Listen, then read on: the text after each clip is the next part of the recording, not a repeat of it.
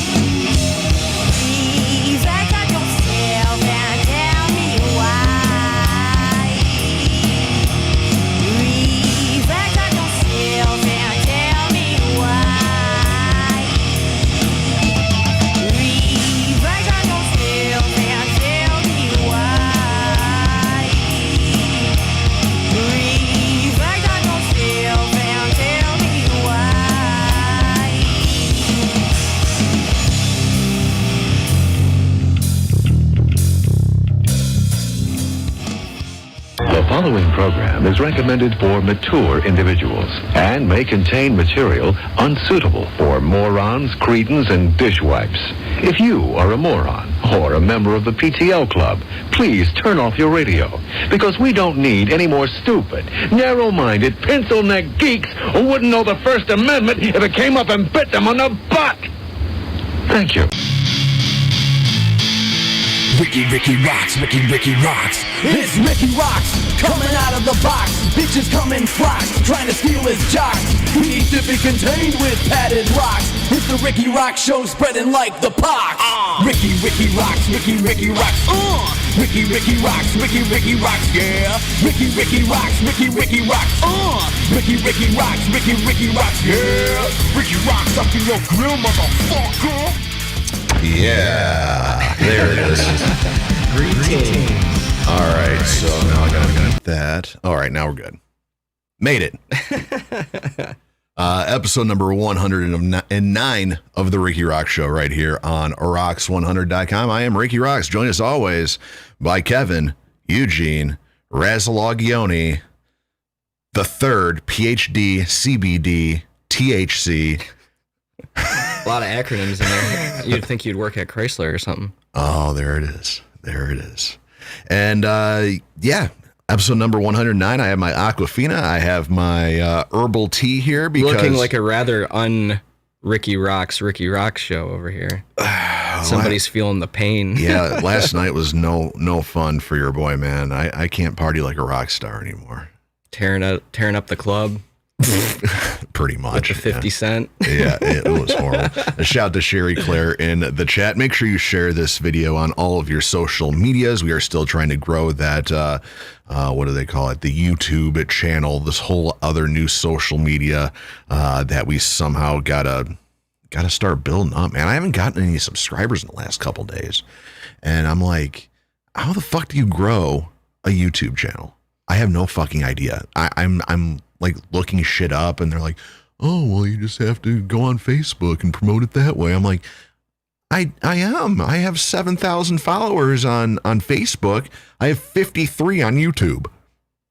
Yeah, I don't know. Maybe we got to do like the TikTok and stupid shit like that. Dude, I think it's a thing because my buddy, he's just learned to play guitar and shit. And he started TikTok. He's like, oh man, I just did this video of me just kind of fuck around. I got 25,000 views. Oh my God. I'm like, are you fucking kidding me? Are you fucking kidding me? Yeah, I mean, even the other day, I noticed Steph was looking at it. She's like, it's so addicting.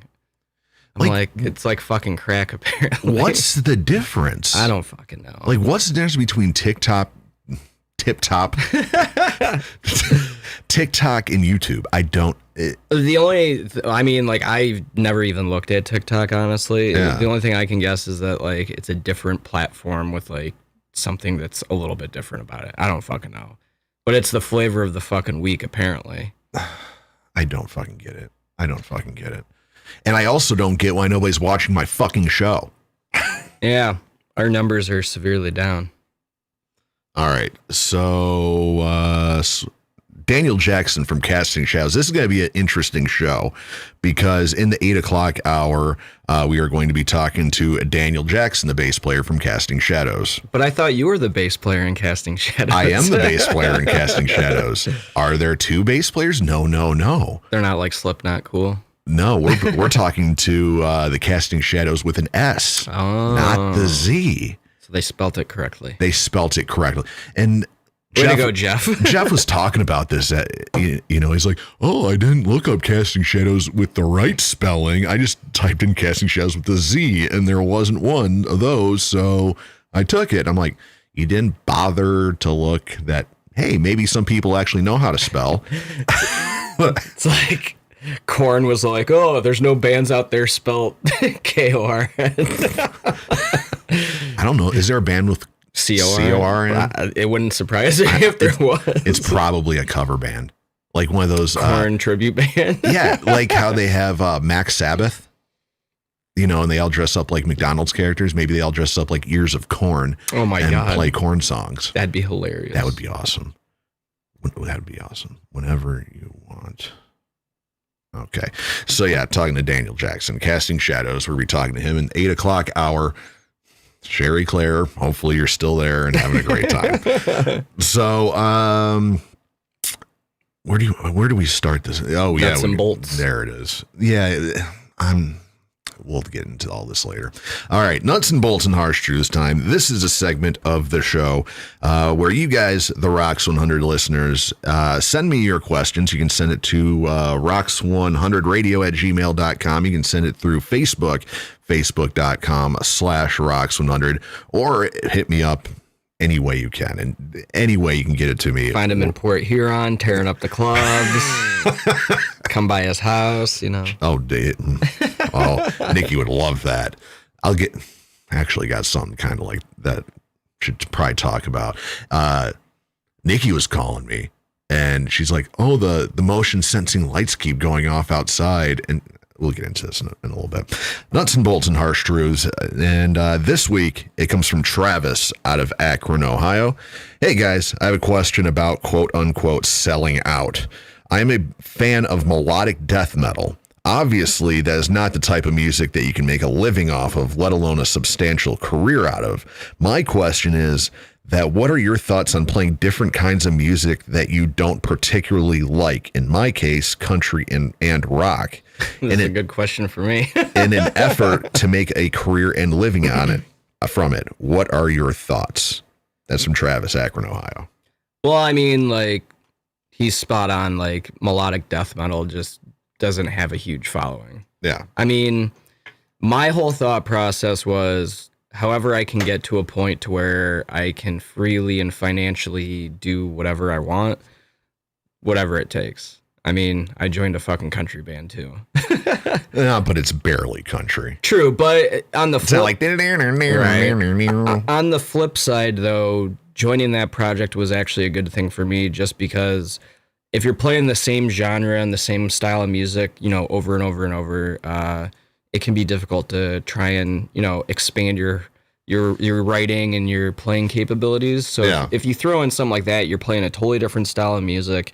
It forces you to work on shit that you haven't been working on. So, you know, I actually really liked jamming with George and writing, just because it wasn't all, okay, let's see how technical I can fucking make this from like a playing standpoint. But the flip side of it was, I need to find a way to write that makes it engaging and entertaining for me, because just doing the bullshit fucking verse chorus of like 2 and 4, you know, like that shit got old. Right. And like some of the cover songs we did, like I was kind of forced to do that. And I'm like, those are the most boring songs ever. Cause like, I'd almost rather sit out, just because there's nothing fucking skillful about playing some of those songs. Right. Like you could teach a, you know, elementary school kid to play it as far as I'm concerned. But I don't know, selling out, I mean. But was it really something that when you heard George's stuff, you're like, man, this stuff sucks, but I would love to make money doing music, so I'll kind of just suck it up? Or was it, you know? No, it wasn't that at all. Like, I mean, like this, Travis, he's like, yo, I just don't like country and rock music. Well, I liked what George has done over the years. You know, we've played shows with him at like the Token. I thought it was more like kind of in the 311 realm. So it's like maybe stoner rock. Like there's a little bit more to it than fucking country. But when I joined the band, like the direction was to go more country. So we were playing, you know, fucking Coyote Joe's with Alan Turner. Yeah. So it was definitely more country than I would have ever imagined I would be in an act, you know. Well, like say a proper country artist that, you know, had the banjos, the sitars lap steels and all that, the twangy, got spurs on his boots and shit, the twangy thing, you know, say an artist on, you know, I guess the upper levels of the local music scene, you know, where, you know, you're getting paid a little bit, but you're not going to make a living on it. And they're like, yo, Kev, need a drummer. Would you want to come do this? You know, say you're getting $400 a show or something like that. You know, you're not paying you're not paying your bills. You know, you're not going to be able to quit your job. Does Kevin Raslog take that opportunity? Hey, we want to build ourselves up. We are a deep Southern country, good old boys, you know, and we need a good old boy on that drum set. Oh man. That's one I would really have to think about, just because like the situation you're describing, I've already been in before. If they were like Ava Under Fire level, and they said, well, that's one thing. Well, but, but it's still the same thing though. Like, even though I personally don't like the music, getting in a band at that level, I don't even give a fuck if it was like Americana. Like, I really wouldn't care. In your scenario, the music would really, really have to blow me away to do it. Yeah. But if it's like a band, like, hey, we want to go out on tour, all these things that you want to do.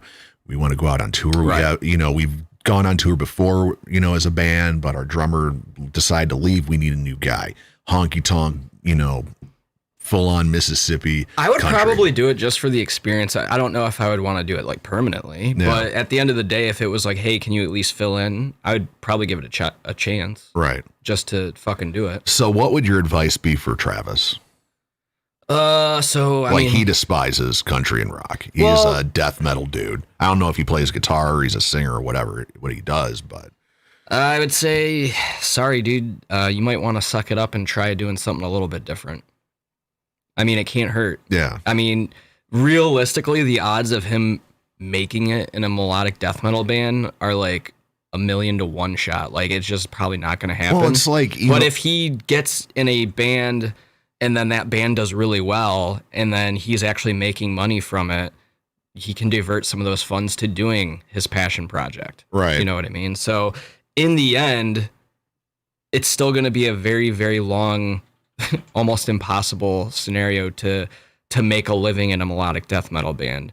The easier route would be making your money as a musician, maybe not playing your cup of tea of music, and then in your other spare time, you can do the passion project. So I'm like trying to look up, what some melodic death metal bands are. I mean, your best bet's going over to Europe in that case, where they burn churches and shit. And I looked it up, and well-known melodic death metal bands. You're getting Amon Amarth out of Sweden, Arch Enemy out of Sweden. Yeah, a lot of Swedish and like Norwegian bands. At the Gates from Sweden, Carcass from United Kingdom, Children of Bodom from Finland, Dark Tranquility from Sweden. Yep. Darkane from Sweden, Death from the U.S., Desultory from. It seems you got to go to Sweden. And it's or at least somebody in the Nordic, somewhere in the Nordic region. Yeah. So, these bands, unless you're the top dog, right? Even your top bands, I doubt they're living a lavish lifestyle. Right. They're probably getting by on a, $60,000 a year thing or something like that. His best odds would be relocate to one of those areas, sell out and do the big band thing. Right. And then on the side, do your melodic death metal project, or the guy from, stalk the bands we just listened to or named, and when they have an opening for that, spot, you got to hop on it. So say Travis is like a guitar player, he's playing with Big Billy and the good old boys. Oh my God! And then my solo project. We're gonna go burn some fucking churches down, bro. We need a new guitar player. My new solo project, melodic death metal band from the buried churches of I can't think of them. Iceland. Yeah, there it is. And so that I mean, maybe that's just what you got to do. Suck it up. If get into a country or a rock band, something you don't like, or go the route of just starting something that's entirely different. Yeah. I mean, it's not unheard of. Yeah. Or just stick with the melodic death metal thing and kind of hope for the best. Like, I mean, me personally, there was ways for me to incorporate more technical and heavier stuff, even in George. So, I mean, that's why I'm saying, like, go into something outside your comfort zone. Because what kind of technical things are you doing in George? Well, I mean, like, for instance, all the verses, like, typical rock and country, the verses like the same all 3 or 4 times throughout the song. So I divide my verses into like 2 parts, and it progresses each verse. So it's essentially 2, 4, 6 different parts. So, is it like a different kind of stick work that you got to do inside of George? I saw where you're going with that, you fucker. You're an asshole. But no, like I said, it makes it more interesting for me to play. And, you know, when people are like, oh, you know, like that thing you're doing on this part of the song, like that's super cool. Like people that pick up on it, I'm like, oh, cool, thank you. Yeah. That's what I was going for. Right. So, yeah. Okay, so Travis, hopefully that answered your question. Or if you just have a metric fuck ton of money, do the death metal route and just pump all your money into that. You know, well, it's like, you know, when he sent this, you know, it automatically took me to the Convalescents. You know, they're kind of in that vein of, I don't know if they call themselves melodic death metal. They're in the ballpark. Yeah, so, you know, and they've been, you know, I think they just announced their 10-year anniversary thing. Yep. And they've been going hardcore for 10 years. They still have a shitty bus. They make money. Keith hit me up to be their drummer back in the Shutter days, and like he sent me their spreadsheet with their tour dates. Yeah. It was like, I think like 210. Yeah. And I was like, oh, like I'll have to quit my job. He's like, well, yeah. And he was like, I'll send you some tracks. Like if you're interested, let me know.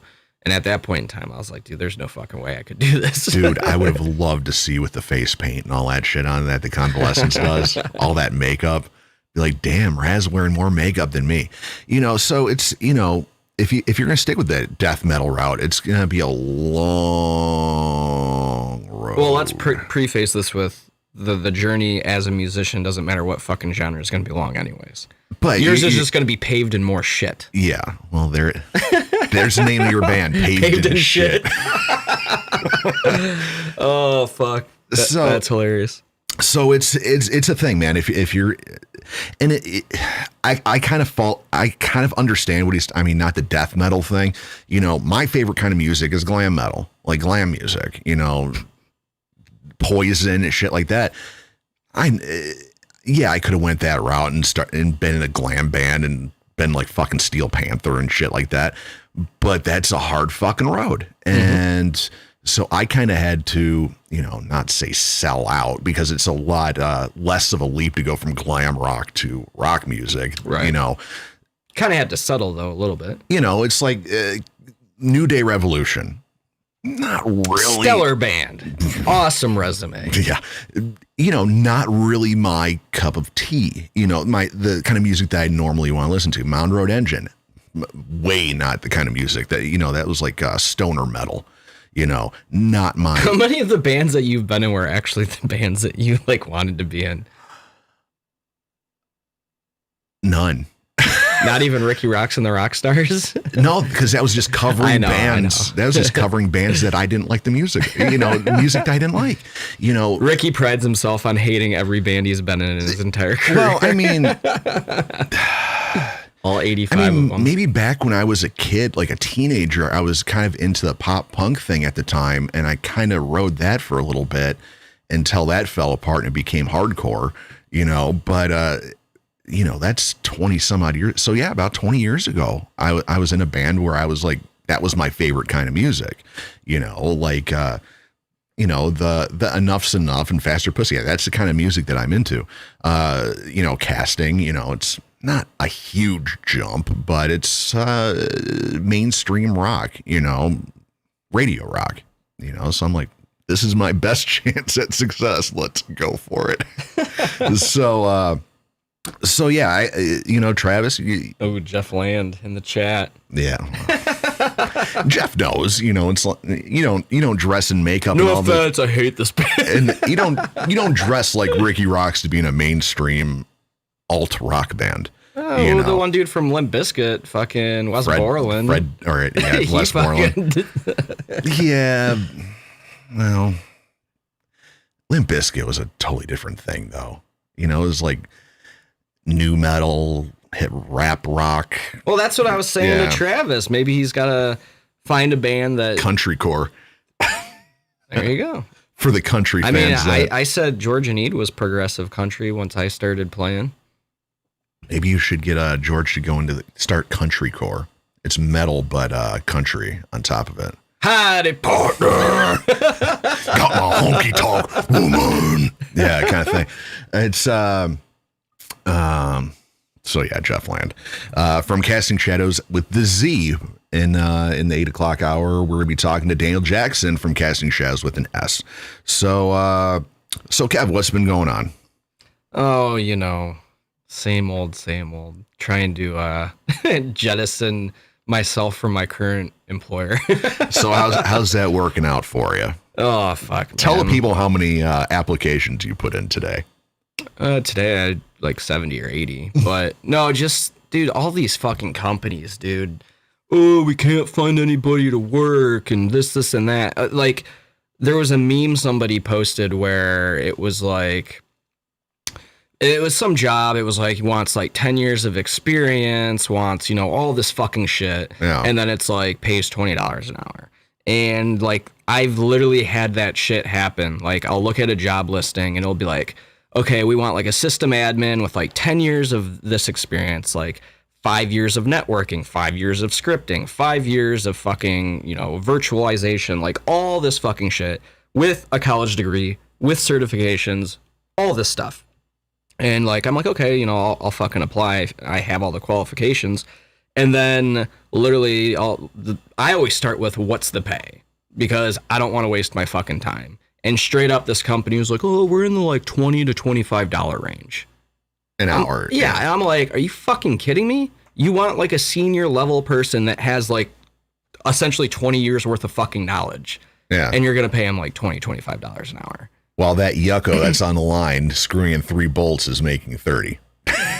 Sometimes more, especially when they're on fucking holidays and shit. Yeah. So, I mean, whatever. I'm not in a position where I need a job. Yeah. I just absolutely fucking hate how toxic the environment I'm in is.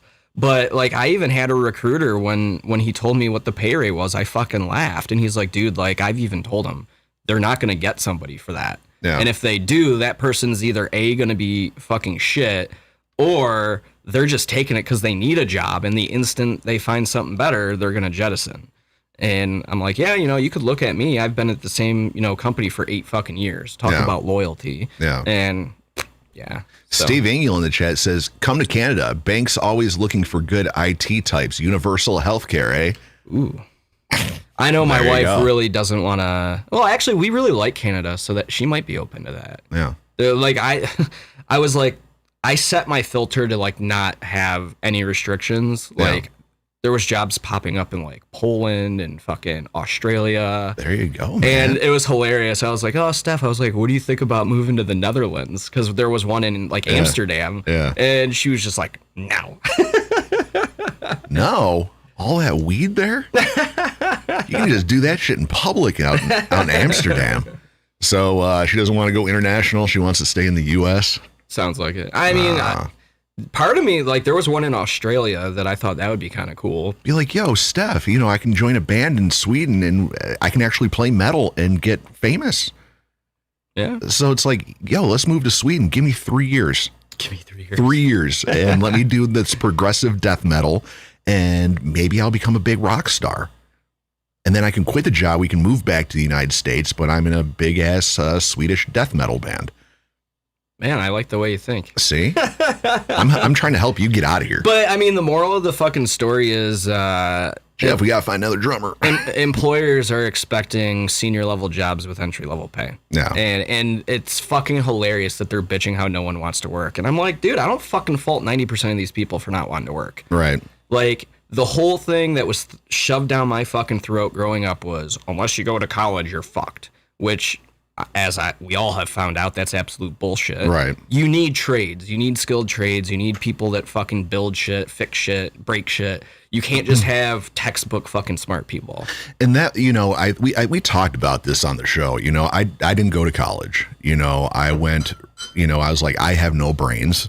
So I might as well use whatever muscle I have, you know, run my body through the ringer to make a living, you know. And the thing, you know, as a parent, you know, like my dad worked in steel mills and all that shit. He went blind and shit like that before OSHA was a thing. Right. You know, where he didn't have to wear safety glasses and all this shit. So he had like steel shards in his eye and lost fingers and shit like that. And, you know, as a parent, yeah, you don't want your kids to have to do, you know, go that same route. Right. You know, every parent was like, you know, like even me, like as a parent, I'm like, well, I'd much rather my kids be able to use their brains to make a living rather than break their back for a living. Well, for sure. So I think that's why, a lot of parents are like, go to college and learn to do something where you can use your brains rather than busting your ass. So my fucking problem with that is all of this is being dictated and said from the rich fucking people that run everything. So it's like I accrued basically sort of crippling debt to the point where that fucking piece of paper is not offsetting the difference of me not going to college. Right. I could have literally just done IT work, gotten certifications, and I'd probably be close to what I'm making now, maybe a little bit more. But the prospect of me furthering my career would be non-existent. But the fucking problem is I've been working at excelling my career into a supervisory or management role for the last 3 years. And it's a combination of companies not willing to pay, or in my case, you've got people that are trying to ride out the last 10, 15 years of their career in that position. I'm not waiting 10, 15 years to get a fucking promotion. Like, that's insanity. Right. So, I don't know. It's just kind of bullshit that the thing is, if you wanted to go to law school or you want to be a doctor, it makes perfect sense to go to college because you have to. Right. There's so many people like me that didn't really fucking know what they wanted to do. Yeah. And it kind of sucks to have to fucking just dedicate a huge portion of the next 15 years of your life to basically being in debt over a decision that really might not benefit you in the long term. Right. That's what I have a problem with. And, like you said, if you want to be a lawyer, you want to be a doctor, you want to do all this stuff. Yes, college is the way to go. When I was growing up, the trades and all that shit, you didn't have to go to school for it. You kind of learned on the job. Like my uncle, skilled trades, and now he works at the tech center and shit. He didn't go to college. He worked at GM and learned, he went into the trades and learned how to do it, got better at doing it, and now he makes a shit ton of money and he makes clay cars. No college fucking degree. Right. Now you want to get into skilled trades at GM. If you want to be a millwright or electrician, you got to go to college for it. They won't even, they don't teach you on the job anymore. Right. And like a lot of trades out there, like installing air conditioners. Now you have to go to college for it. You want to own a AC repair business, you got to go to college. Right. You want to be a manager at an executive at a company, you need to go to college. Well, and what's funny is I noticed Chrysler specifically had a very hard stance on any direct hired employee. Like bare minimum, you had to have a bachelor's. There was no excuses. They wouldn't even interview you. Yeah. They've actually started relaxing that stance because just because that person has that piece of paper doesn't mean they're fucking smart. Right. I can't tell you the number of people that I've seen come through my department that had a good education that were literally the dumbest fucking people on the planet. Like, lacked interpersonal skills. Like, it just blew my fucking mind. I'm like, how did you make it through college and you're this awful at everything? Right. Kids that just don't know how to type because everything's a touchscreen now. Yeah. And I'm like, you work in fucking IT, bro. Like, you got to fucking type they to got the do scripting. hovering like, fingers. Click, click, click, click. Yeah. It blows my mind. It's horrible. Wow. So, look at Kevin getting riled up. It's a sensitive subject for me right now. I like this pissed off Kevin. So now, until you find a job, I'm just going to be like, so how's that job hunt going? Let's go down that rabbit hole. I could go on for fucking hours. Well, I told you yesterday. So this one company hit me up and it was an out-of-state job. And they were like, what are your salary expectations, whatever. And like, I was like, without relocation, and I even gave them like a decently lowish number, like basically a bare minimum to where I wouldn't like fuck myself. Yeah. And the guy responded back like, that's more than the owner of the company makes. Like, it's a small operation, blah, blah, blah, which I get it. And I appreciated his honesty, but I was just like, fuck, dude, like you're trying to hire an IT manager with all of this experience. And the number I threw out wasn't that, like, it would have been a huge hit from where I'm at now. Yeah. But that just shows part of my desperation to get the fuck out. And like, is there an option for you to be like an independent contractor? Start like Kevin Razlog's IT Services LLC. So my brother tried doing that. There's some really interesting caveats with that. So I actually came across a dude on Indeed that wanted like an independent contractor to do a bunch of shit. Yeah. And we were talking back and forth about, money and like the scope of work. And I was like, okay, I work midnight. So I was like, I would be available during the day if like shit went down. Yeah. So I went to their office to scope out the situation. Dude, like, it wasn't a part-time gig. It was revamping their entire fucking shit. Yeah. And I wouldn't have been able to just do it with my current employment. That I just physically would not be able to.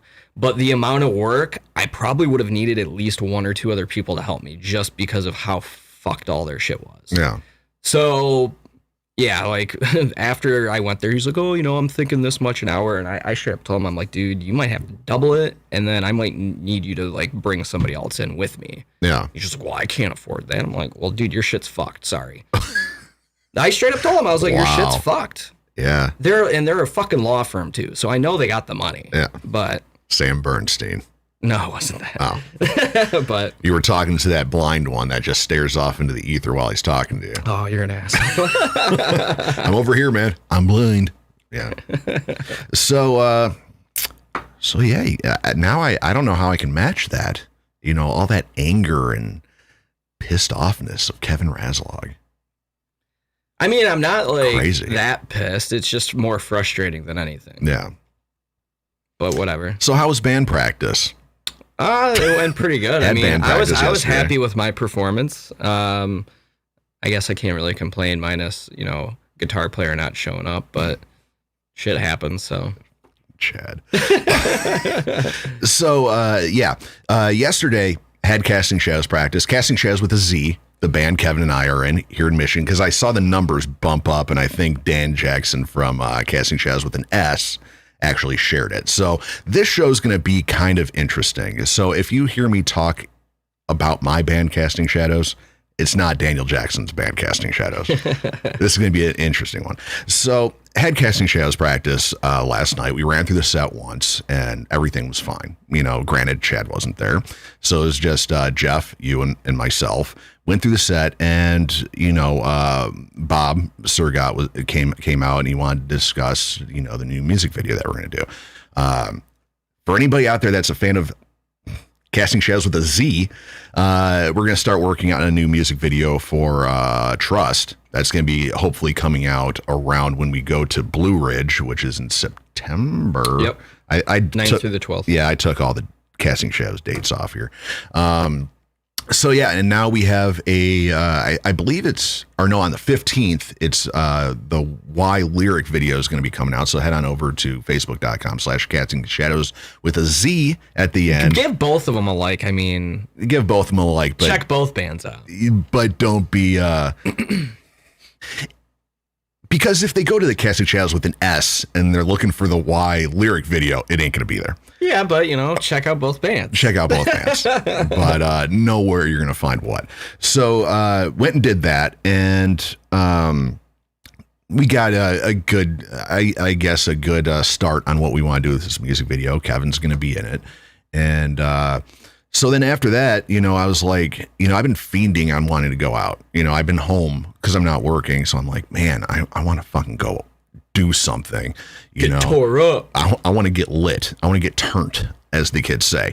So I'm like, yo, Jeff, what's going on, man? What's the plan for the night? Let's set the night on fire, kind of thing like this. So he's like, oh, well, I'm going to tear up Poho. Yeah, I'm going to go to a couple places in Port Huron and try to hustle off these Hinder tickets. So I'm like, dude, I'll go with you, man. Have a few drinks and show me Port Huron, because for me, deep dark sides of Port. Yeah, because for me, Port Huron has never been a city that I went to. It's just I kind of went through it on my way to the bridge. I somehow ended up there. Yeah, you kind of just go through it. And so I'm like, all right, Jeff, take me through it. I want the Poho experience. So he's like, all right, well, we're going to go to a couple of these places, my old haunts and shit like that, where I played back in 1843 with my old bands. So I'm like, all right, cool. This is going to be awesome. Me and my boy, we're going to go hit the town and sell some Hinder ticket. That didn't really happen. I gave one away. I was just going to say, you go out there, we're like, yeah, we're going to hustle fucking tickets. Then next thing you know, you're trashed. You just gave them all away, and then you're like, fuck, I got to buy these tickets now. Well, I did give one away. Okay. So, and there may be more people coming. So I'm like, I used that ticket as like a loss leader, I guess. So he's taking me to these bars, and I'm like, okay, there's got to be some, rock and roll something going on, at one of these bars. Bar number one, it's the Roach Bar in Port Huron. And Jeff's like, oh yeah, when we do our bus trips, this is where we do the pickups. I'm like, okay, cool. Casting Shadows, headquarters part 2, second spot. He's like, yeah, I used to play here with my band way back in the 1840s. And I'm like, sweet, cool. Walk in there, and it was like a flashback to my senior year of high school, where it's like DMX and 50 Cent and Ludacris and young girls dancing, doing their thing. Twerking. Doing the thing. So I'm like, okay, maybe this isn't the place to sell tickets to go see Hinder. So had one drink, and then they're like, oh, well, the prices are going to be going up at 11. So I'm like, oh, we need to get the fuck out of here. What, for drinks? Yeah. Oh, my Lord. They're like, 11 o'clock, everything goes up by $1. So I'm like, all right, let's finish this drink and get the fuck out, because I'm not paying any more to listen to the greatest hits of the early 2000s. So we go to another bar, and same fucking thing. Nice places, they have stages and all this. All these places have stages, but there's DJs on them, and they don't touch bands anymore. And I'm like, this is bizarre. So it's like a college town. Kind of, I guess. Is there a college in Port Huron? No, I'm just saying, like, when I went to college, like, every hop and spot literally just had, like, DJ shit going. Yeah. They didn't have, aside from Rebels. Yeah, and it was like, Jeff's like, oh, back in the day, all these places had bands. Now they're just DJs playing DMX. And I'm like, yeah, and I'm like, oh my God, this is fucking horrible. So, I'm like, why is there not a rock bar or anything here? And they're like, oh, no. Nobody goes to see rock shows out up here. I got to interrupt real quick. Go. So this is what we need to do now. We need to have like EDM remixed versions of Casting Shadows and have them played at all those bars. Because then people go, ooh, who's that? And then they'll check us out. And then they'll come see a show and be like, this isn't what I heard. It don't matter. We already got their money. Jeff said St. Clair Community College. St. Clair County Community College. So there you go. That pretty much explains the demographic. So, and then we were at this bar. I'm like, dude, this place is fucking nice. They have like, what is it? Where you toss the bean bags into little cornhole. They had that outside, and a lot of people there, a lot of young people. I'm like, well, some of these people have to like rock music. So at this point, I'm a little sauced a little bit. So I get the Rikki Roxx I'll talk to anybody thing. So Jeff's like, yeah, nobody out here likes rock music or would go to a rock club out here. So I'm like, yo, you birthday girl, come here. Because they were She's like wearing a Nirvana shirt. Oh, you like Nirvana? Who's Nirvana? So I'm like, if there was a rock club here, would you go? She's like, I like all kinds of music. I'm like, all right, bitch, go back to your Jaeger bomb or some shit like this. And I asked the dude that was there who didn't seem to be having a good time, like, hey, if there is a rock club, would you go? He's like, I don't really like live music. I'd rather just listen to DJs. I'm like, wow, that's weird. This is a fucking thing. And I don't like having a good time. So, and then we ran into the old drummer from Desolation Alley, Erica Shikembe's old band. Mm-hmm. And he's like, yeah, nobody here. All these bars are packed, but nobody likes rock music in Port Huron. It's not a thing. Wow. And I'm like, dude, this is the most bonkers shit in the world. Because it's like usually, because I grew up in Detroit. I'm like, it doesn't matter, even if they're playing that kind of music, you'll usually run into a crew of rock people that are, their girlfriends want to go dance. And the guys are like, dude, play some fucking Metallica or some shit like that. Up there, nothing. It was blowing my fucking mind. Like a whole downtown area, like a shit ton of bars, banging downtown, no rock music. We're a Fish cover band. Oh, we'd love to have you. Nothing. End of the night, Jeff's like, hey, there's this other venue. There's a blues band playing. We walk into this place. Nobody fucking there. The one place in Port Huron that had a live band and amazing band. And, there was nobody fucking there. There was probably 10 people. And I'm like, oh my God, Port Huron. You gotta step your fucking game up. Derek said Ferndale's not Detroit, Ricky. I went to school. You were on the other side of 8 Mile, so just saying. Yes, I went to school in Ferndale, but I didn't. Just poking fun. Yeah, and back when I went to Ferndale, it wasn't Ferndale. It wasn't fabulous when I was living in Ferndale. But when I'd go out, I'd go to Detroit. And all my family lived in Detroit. So Ricky. Fuck you, Derek. So yeah, that's what's up. So yeah, I did that, and I gave away one ticket because some dude fucking got me with a fucking. He's like, "Yo, give me a free ticket because I have your name tattooed on my ass." I'm like, "Really? My name?" Was he wearing an Affliction T-shirt and had 5-finger death punch tattoos? At that point, I was pretty gone. So I'm like, "Dude, you have my name on your tattoo on your ass." He's like, "Yeah, I have your name tattooed on my ass." So I'm like, "All right, bro, let me see it." Pulls his pants down, lo and behold, your name tattooed right on his ass. So I'm like, you fucking got me. Dude, that's hilarious. Fucking got me. And he's like, "Give me my ticket." I'm like, "No, fair's fair." That guy probably does that with everything. Yeah.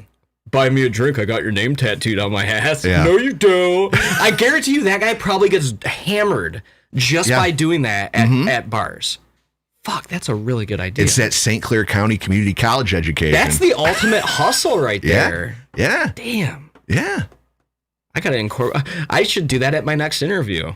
Give me the job. I got your name tattooed on my ass. Oh Jesus. Oh shit. So yeah. So that was pretty much my night. Woke and then the worst part. Okay, so before we went to that last place, Nikki calls me, the wife, and she's like, "Hey, the motion sensor lights outside keep going on and off." And I'm like, "Well, if you're afraid, call the cops or something like that. They'll send somebody over to, walk around, make sure everything's cool."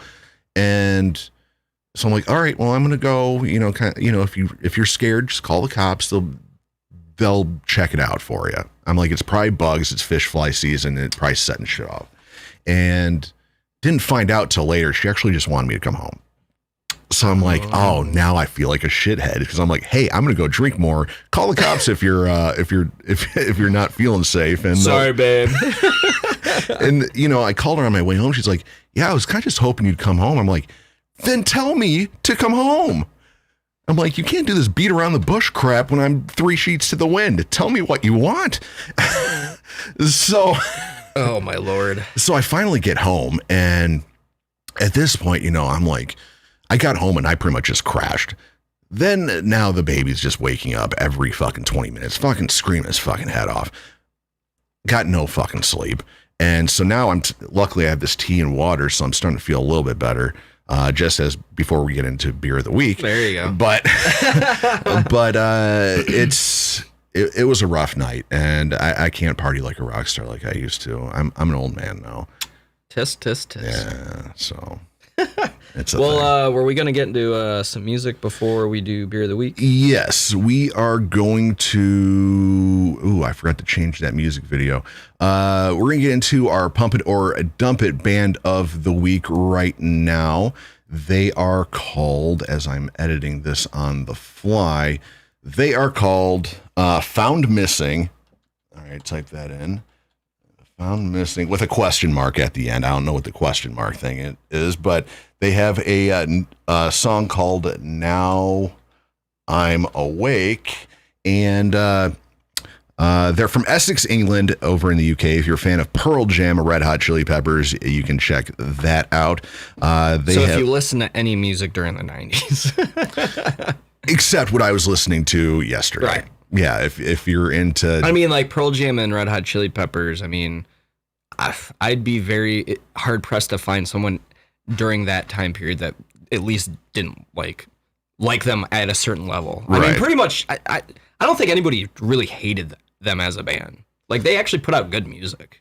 They did. Yeah. Right. Well, keyword did. Yeah, this band, Found Missing, Essex, England. All their shit's on Spotify. Their last EP was released in 2019. You can find these guys, facebook.com/Found Missing Band. Info on these guys. Found Missing are an Essex-based rock band formed from the ashes of the band's 12 Point Head and La Muerte. They have progressed in a short space of time, taking influences from many genres, including rock, metal, grunge, and nu metal. Found Missing has seamless songwriting, unbreakable harmonies, and a tasteful rhythmic groove. The EP has you covered for an energetic musical experience being described as metal jam. So there it is. It's like Space Jam, Metal Jam. Yeah, there it is. A bunch of metalheads playing basketball. Ooh, there you go. Last week we had Kings and Liars out of New Haven, Connecticut, and their song Recently Departed only had 2 votes. So obviously they don't give a shit about their band. So that's a thing. So we're going to check out Found Missing, their music video for the song Awake. We're going to come back, Beer of the Week, and then the 8 o'clock hour, maybe about a half hour from now, we're going to be talking to Daniel Jackson from Casting Shadows out of New London, Connecticut. Casting Shadows with an S. So we're talking... Not to be misconstrued with the Poho Casting Shadows with a Z. Yeah, so bass player from Casting Shadows talking to the bass player of Casting Shadows coming up in a little bit. Rob Surgat's in the chat. Chris Tucker's there. Jeff Land's hanging out. If you are hanging out in the chat, throw what up dough out there and... all last night. Now Ricky's like 2000s gangster Ricky again. I got my Master P album. I'm listening to the Hot Boys. I pulled out some Mace. Remember I was Mace? backing that thing up last night. Back when P. Diddy was Puff Daddy. Yeah, I brought that out. Some Missy Elliott. Yeah, I was rocking it. So here's some Found Missing. Now I'm Awake, and we'll come back Beer of the Week right after this. Episode number 109 of the Rikki Roxx Show. Rocks100.com.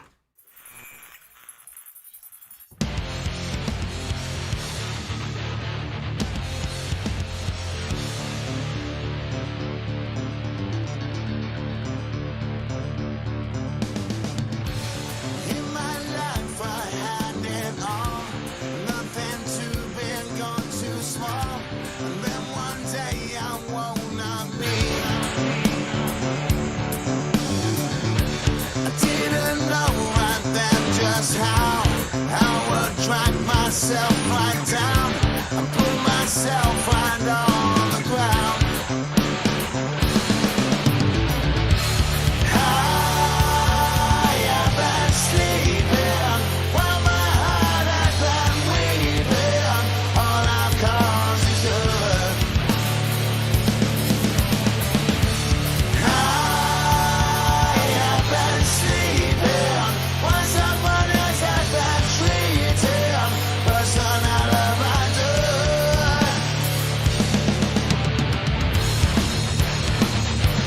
Now I'm awake.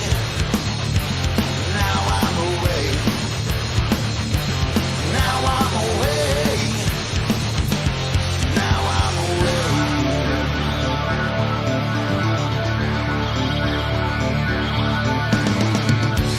Now I see what I have done. And my life's no kind of fun, but you can't believe in me. Still can't quite believe just how I have dragged myself right down and put myself right on the ground.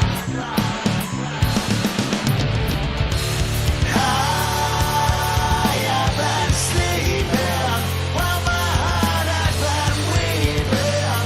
All I've caused is hurt. I have been sleeping while someone else has been treated. Person out of my door.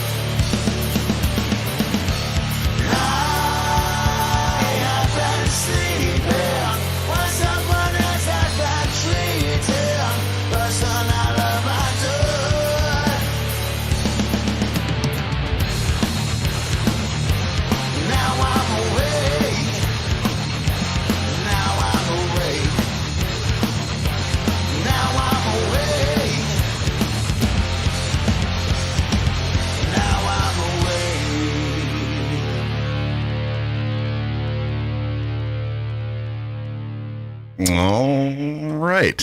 I was waiting for you to do that. Yeah. So there it is. Found Missing out of Essex, England, and their song, Now I'm Awake. Check them out on Spotify and Facebook.com/foundmissingband.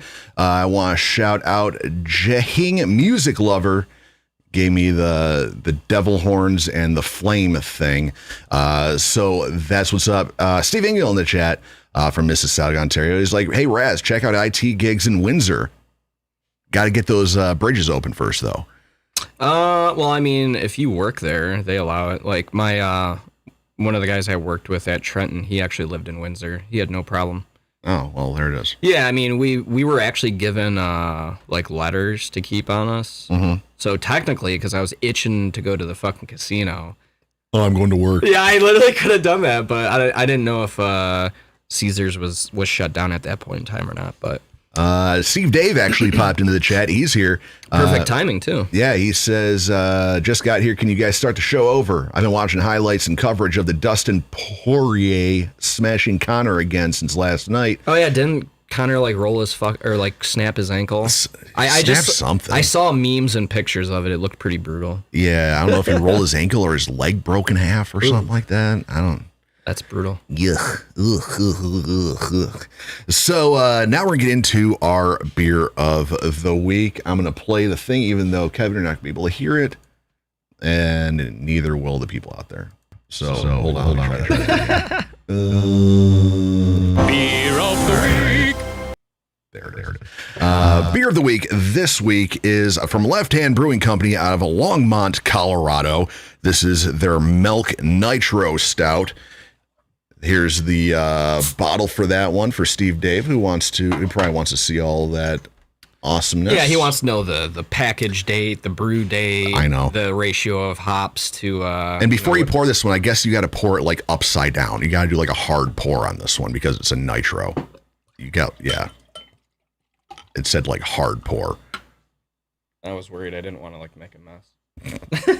Ooh, look at that. It's like a visual show under there. Wow. Yeah. Wow. It's almost like when you're like in Colorado or whatever in the mountains and when you pour the beer, like all the whatever, the bubbles and shit. It goes constantly due to the elevation and shit. So this is a 6.0 ABV, 25 IBUs. This is a milk sweet stout. Got this for $14.99 for 6 bottles. B&B Beer and Wine right here in Chesterfield, Michigan. You want to get hammered like Rikki Roxx on a Saturday night in Poho? Stop out at B&B Beer and Wine. If you can maintain your drinking, you'll feel just fine. If you overdo it, you'll be like Rikki Roxx, a fucking mess.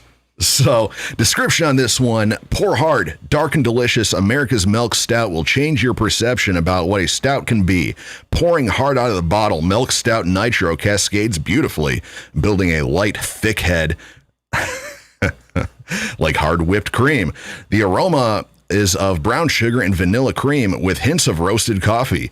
The pillowy head coats your upper lip, and its creaminess entices your palate. Initially roasty mocha flavors rise up with slight hop and roast bitterness in the finish. The rest is pure bliss of milk chocolate fullness. Famous for their Nitro series, Left Hand Brewing was the first craft brewery to release a bottled nitro-generated beer. For the best experience, pour hard at a 100-degree angle into a 16-ounce glass. Different gas, different pour. Cheers. # pour hard. Kevin Raslog. That description is like very spot on. Like it's kind of crazy, but this is not what I was expecting. It's like I'm trying to figure out the best way to describe it without it sounding like in a negative light. It's like really, really, really smooth. Almost has like a kind of like a watery, like, I don't know, like it is tasty, but it goes down real fucking smooth. It's pretty good though. Ugh. Beer Addict gave this a 9.3 out of 10. I have a feeling that maybe we're going to be under this one. So, Kevin Raslog, scale 1 to 10, what are you thinking? Just because this isn't really my cup of tea. Like, it's actually pretty good. Like, I could probably have a couple of these. But it just doesn't do anything, I guess, to really, like, make me go, oh, shit, this is really, really good. It's almost like drinking, like, a milkshake of beer. Like, which is really fucking weird to say. Yeah. I'd go, like, a solid 7.5. Mm-hmm. It's not bad, but... Yeah, I'm going to kind of agree with you there. 7.5. You know, these nitro beers, if you haven't had one, you're not getting that carbonation, you know, like you would get from, you know, your normal beer and all that because of nitrogen, you know, so that's why you're not getting all those bubbles and you get that creamy head and all that shit on there. Gotcha. But yeah, it's, you know, that's how you get that, I guess, super creamy kind of feel, you know, like when you take a big swig out of it, you know, it's very creamy, like almost like a, you know, like whipped cream kind of thing, you know, that just kind of consistent, smooth kind of feel to it. The taste on this one, you know, man, it's I don't really get that chocolate kind of thing. I'm getting a lot more of the coffee kind of taste on this one, which is not a huge fan of it. You know, 6.0 ABV, so you're not getting a lot of alcohol on this one. It does taste kind of watery, I guess you could say, and you get a little bit of that roasted mocha coffee kind of thing. Yeah. Yeah, you know, it's nothing really to write home about. Beer Advocate gave this a 9.3. I don't know how the hell. I don't know how the hell. In what world I could give this anything close to that? Person must love milk. You know, the packaging was, you know, on the. Let me throw the box up there for everybody so they can see the. I guess. Well, there's green on there, but the green screen kind of blocks it out. But the packaging leaves a lot to be desired, I guess, on it. It's not really clever packaging or anything like this. It looks like St. Patrick's Day, like, yeah, essentially. Shamrocked for a limited time. Like, shouldn't this be during St. Patrick's Day? Like, if I was walking through a liquor store and I saw this, I would probably think, like, oh, this is leftover stock from... Yeah, St. Patty's Day. Yeah, and I would probably steer clear of it. I mean, you know, for a St. Patrick's Day thing, I could see drinking this because, you know, if you're going all day kind of thing, you want something that has a little bit of a taste that you're not going to get completely tanked at 10. This is like a 10 in the morning. This is like a day drinking beer, you know. For all you alcoholics that want to have a couple of these before you go into work. Yeah, it's because, you know, you're not. Usually stouts, you know, will have your really high ABV, you know, you're 10, 12, 13, 14%. 6, you're at half that amount, you know. So this is your, I can see this as a St. Patrick's Day beer, you know, to, you know, if you're don't want to rock the Guinness, I guess, and this would be a suitable substitution for a Guinness, right? You know, it's not what I'm looking for in a stout. You know, the nitro thing's nice. It adds a different feel to it.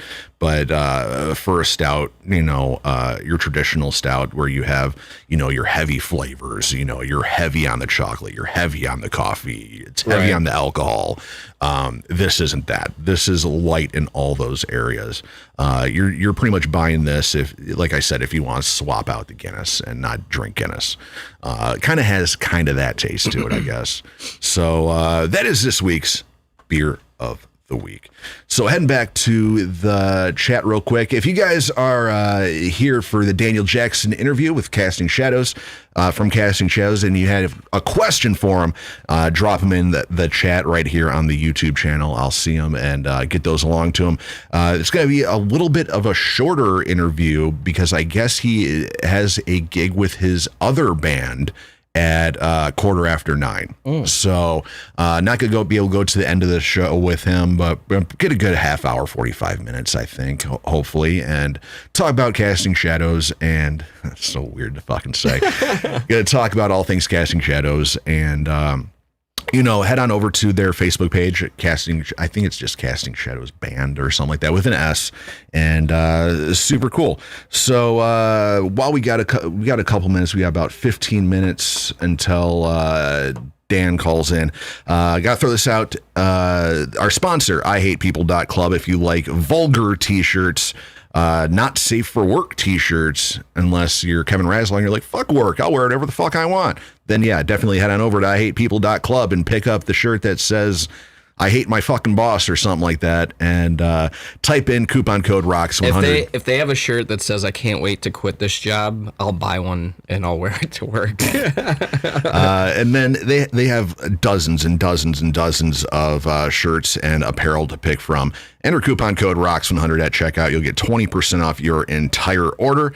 Also, we have our Patreon page. It's still there. So head on over to patreon.com/ROXX100. We still have that exclusive Patreon-only merchandise, sticker, mug, poster, t-shirts, depending on how long you are a Patreon patron. After 3 months, you'll get a sticker. After 6 months, you'll get a mug. After 9 months, you'll get a poster. And after a year of being a Patreon patron of ROXX100, you'll get an exclusive Patreon patron t-shirt. Give us your monies. So if you're asking where the heck does all this money go, what are you going to use it for? It is, to upgrade stuff, and I want to add a third mic in here eventually. I have a new computer that I need to build for additional content to put on the YouTube channel. And when we do a ROXX100 shows, and if they turn out like shit, like to be able to give bands some gas money. So it is legitimately going to support independent musicians and promoting independent musicians. So that's what's up. Like bands like Casting Shadows.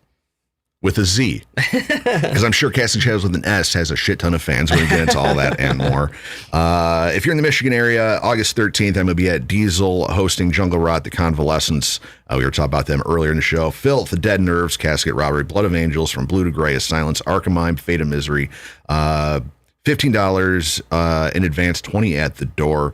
August 14th, I'll be at the new Dodge in Hamtramck with Screw, The Hormones, and Walk and Talk and Toxins. Last time we had Screw at the new Dodge, it was a packed show.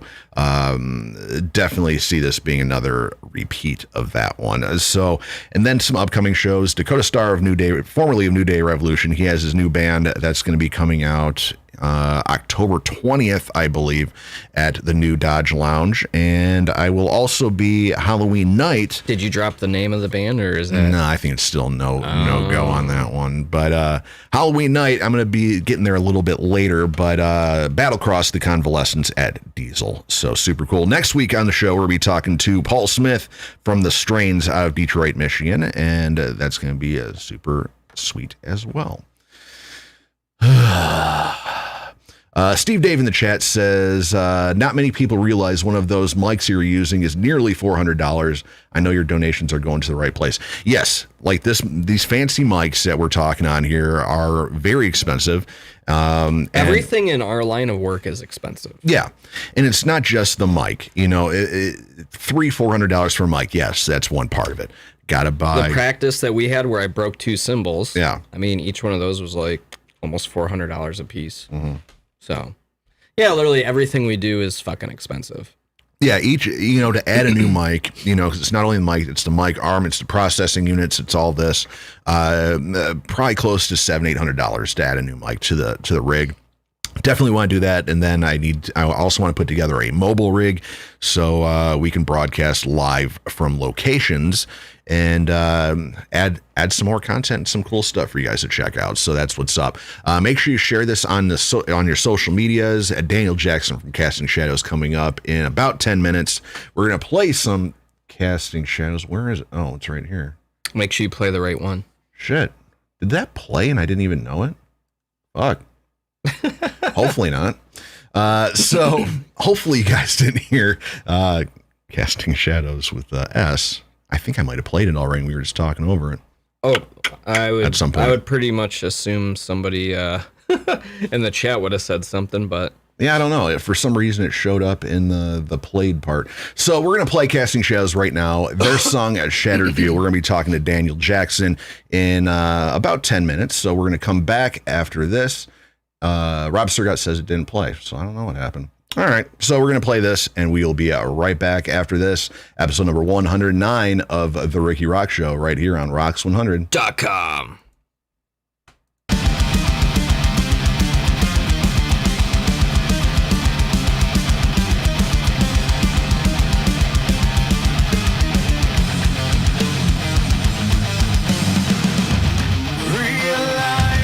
Cross the line, thinking that I've got away with lies.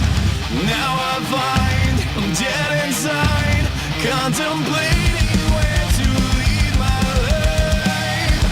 I don't know what to show, thinking that I'm gonna lose control. The darkened room starts to consume, ripping further away from the light. I don't want to be alone. I can't take it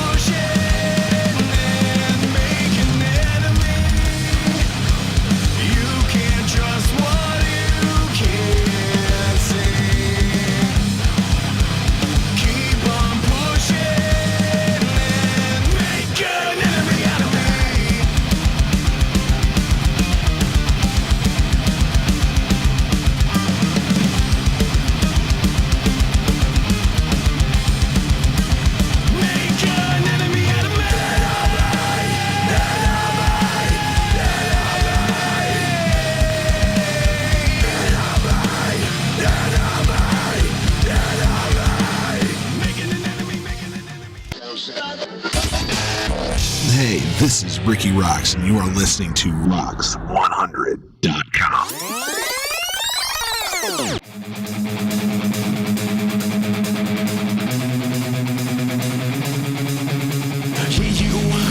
You slipped away.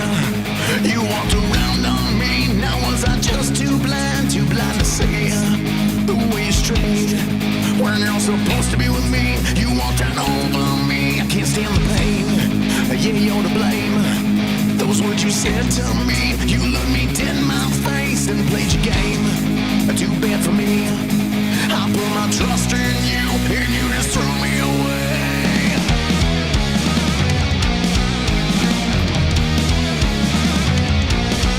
Now watch you take, you take away. You sucked the life from me. I gave you everything. How could you be? How could you be so cold? You meant so much to me. And now I feel so alone. But now I see how you can be. I see your true colors shining through. You show your true identity, my enemy. I hope you see what you've done, what you created in me. Now I'm coming undone. Trust.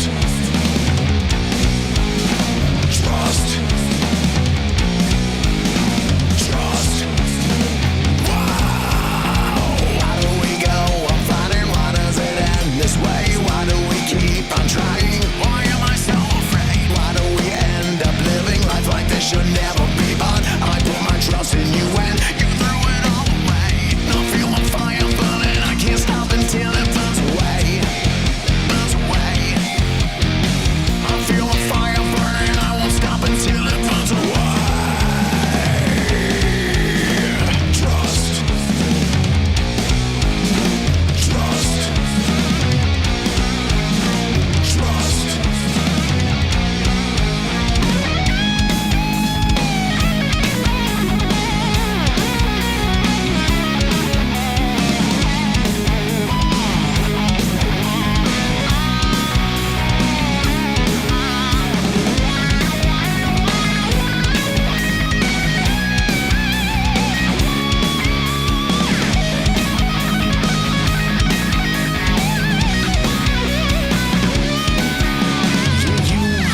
Just stay where you sucked the life from me. Look at the mess you made. I'd have to say how great I am this way. I just can't look at you.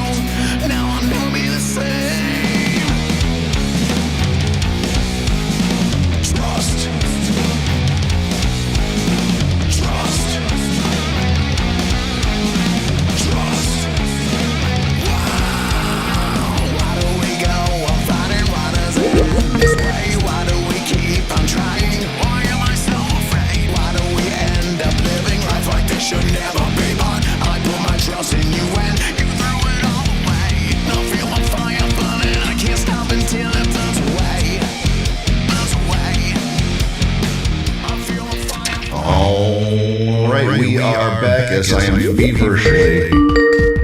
Here we go. Daniel Jackson from Casting Shadows. How are you? Doing all right. How are you doing, man? Good. Thanks for having me. Yeah, it's been a long time coming. You know, I was looking forward to this one for a lot of weeks. You know, we had this originally scheduled probably 3 or so weeks ago. Had to reschedule a couple times. Had a kid, got sick, and finally getting you on here, the bass player from Casting Shadows, Daniel Jackson. So, you know, and you got a show tonight as well. This isn't, you don't have a show with Casting Shadows tonight, do you? No, this is actually with another band called Victim or Victor. So I've been part of this band for a couple of years now. You know, we play out semi-often, but, you know, obviously Casting Shadows is definitely... like my original band. That's the one I've been in for about 6 years now. So, all right. So take us through. Yeah, you heard the feed. Okay, so I was just making sure it didn't come back. So take us through Casting Shadows, and how you put this band together. This is really weird. This is really weird for me. This is really weird for me because first and foremost, I want to say congrats on the new baby. That's awesome. Thank you so much. And I'm glad you're feeling better too. I'm getting there. But yeah, no, I know it's got to be weird talking about the casting shadows with an S. So, yeah. But yeah, no, we formed actually back in 2015. It was me and my guitar player Chris. We just started jamming some stuff in a basement one day, and it was something that was kind of, we wanted to form a band, but it wasn't anything like that was significant. It wasn't, it didn't have to happen right away. And we had a couple of great opportunities thrown at us, and a couple of people reached out to us, and they're like, hey, we know you guys are writing music and stuff. We'd love if you were to get something together. We'd love to have you open up for us and stuff. So my guitarist and I literally, we went and handpicked like some of our favorite musicians from the area, and our lead singer now was actually not supposed to be our original lead singer. We were going for like a collaborative vocal thing, where we had a lot of harmonies. It was supposed to be like a 2 lead singer thing, and the original singer actually parted ways with us, and we actually took a heavier route. So, but yeah, it's been 6 years now. We in the last couple of years, we got a new drummer and a secondary guitarist that fits the mold very well, and it just makes for some really powerful, just hard-hitting metal. So you mentioned that you kind of went harder, later on in the band. What was the kind of sound that you guys had originally been writing? Because we just listened to Shattered View from you guys, and definitely a hard hitting track. What kind of stuff were you doing? Early on in the band. So like I said, there were a lot of like clean vocal harmonies.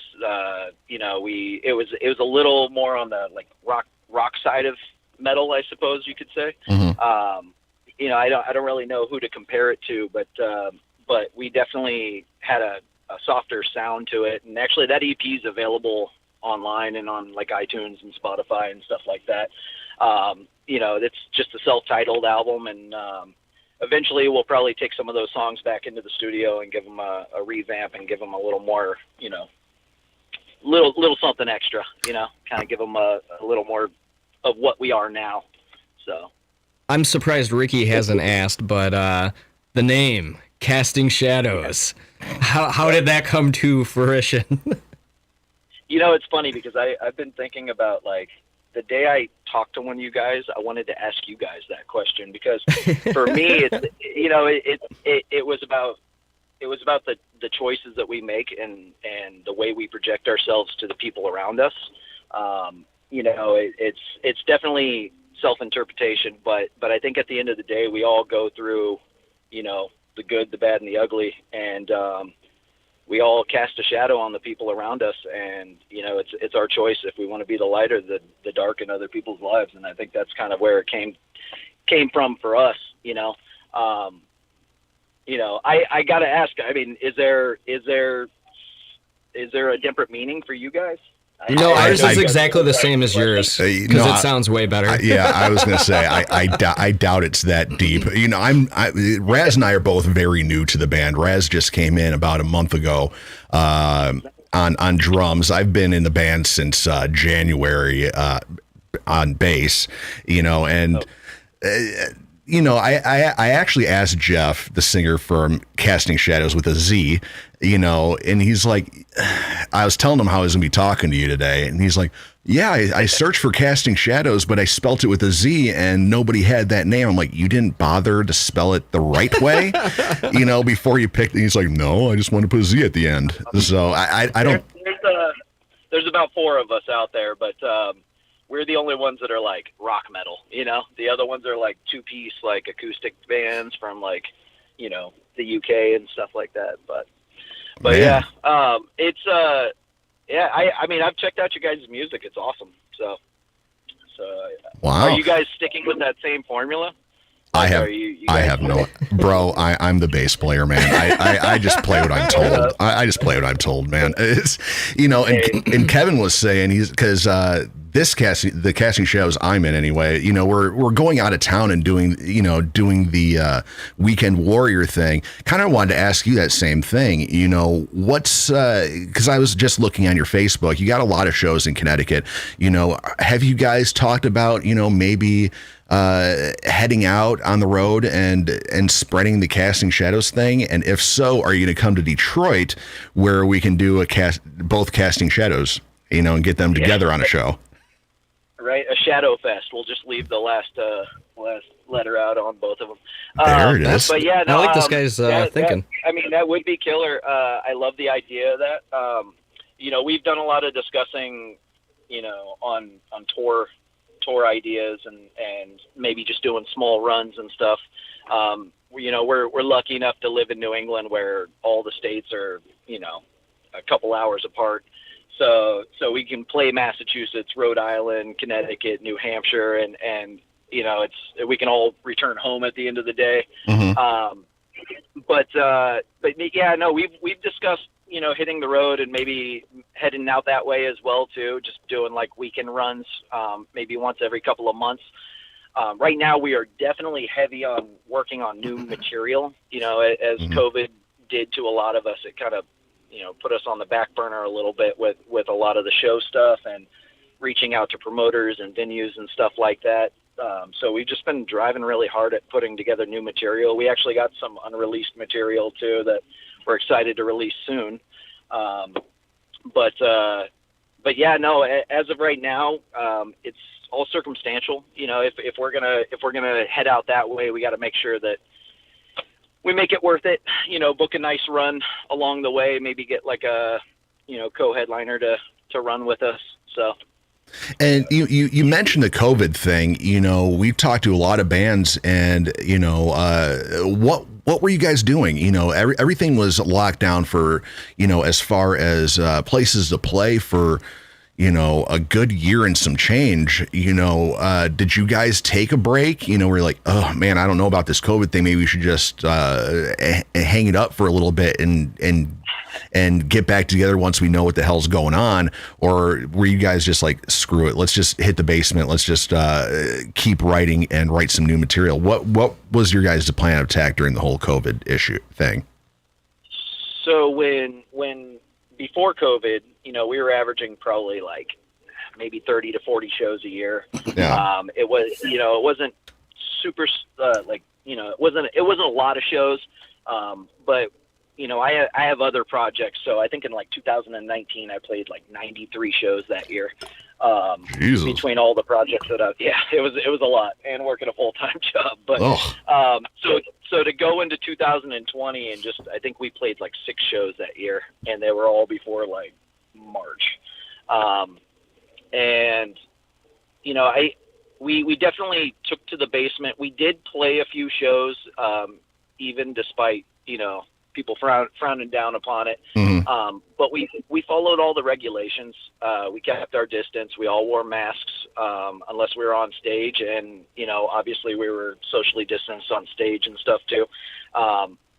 And, you know, we just took all the necessary precautions. They were all outdoor gigs and, you know, they were ticketed events, and once you were max capacity, that was it. There was no letting anybody in, and everybody had to be seated. So it was weird not having the mosh pits up front, or right, you know, having people, you know, feet from your face, like singing back at you. But we adapted, and I think a lot of bands had to do that. And but yeah, no, we had a lot of friends in their bands that were just like, nope, not until everything's clear. And for us, it was just, you know, we had to make sure it was safe beforehand.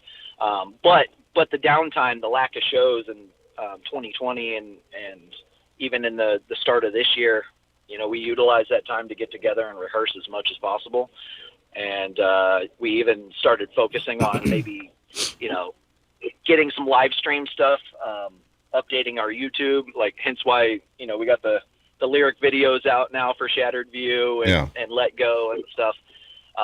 You know, it's a good time to focus on your social media, update your EPKs, and do all that kind of stuff. So, what's the landscape out in your neck of the woods looking like for like shows? Obviously, you know, certain parts of the country are a little more lax than others. You know, some places have like curfews. You know, how is it out by, you know, in the New England area for you guys right now?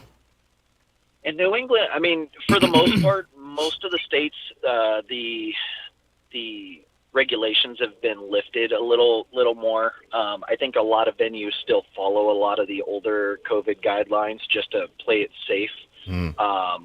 But I, you know, you see a lot more people without masks.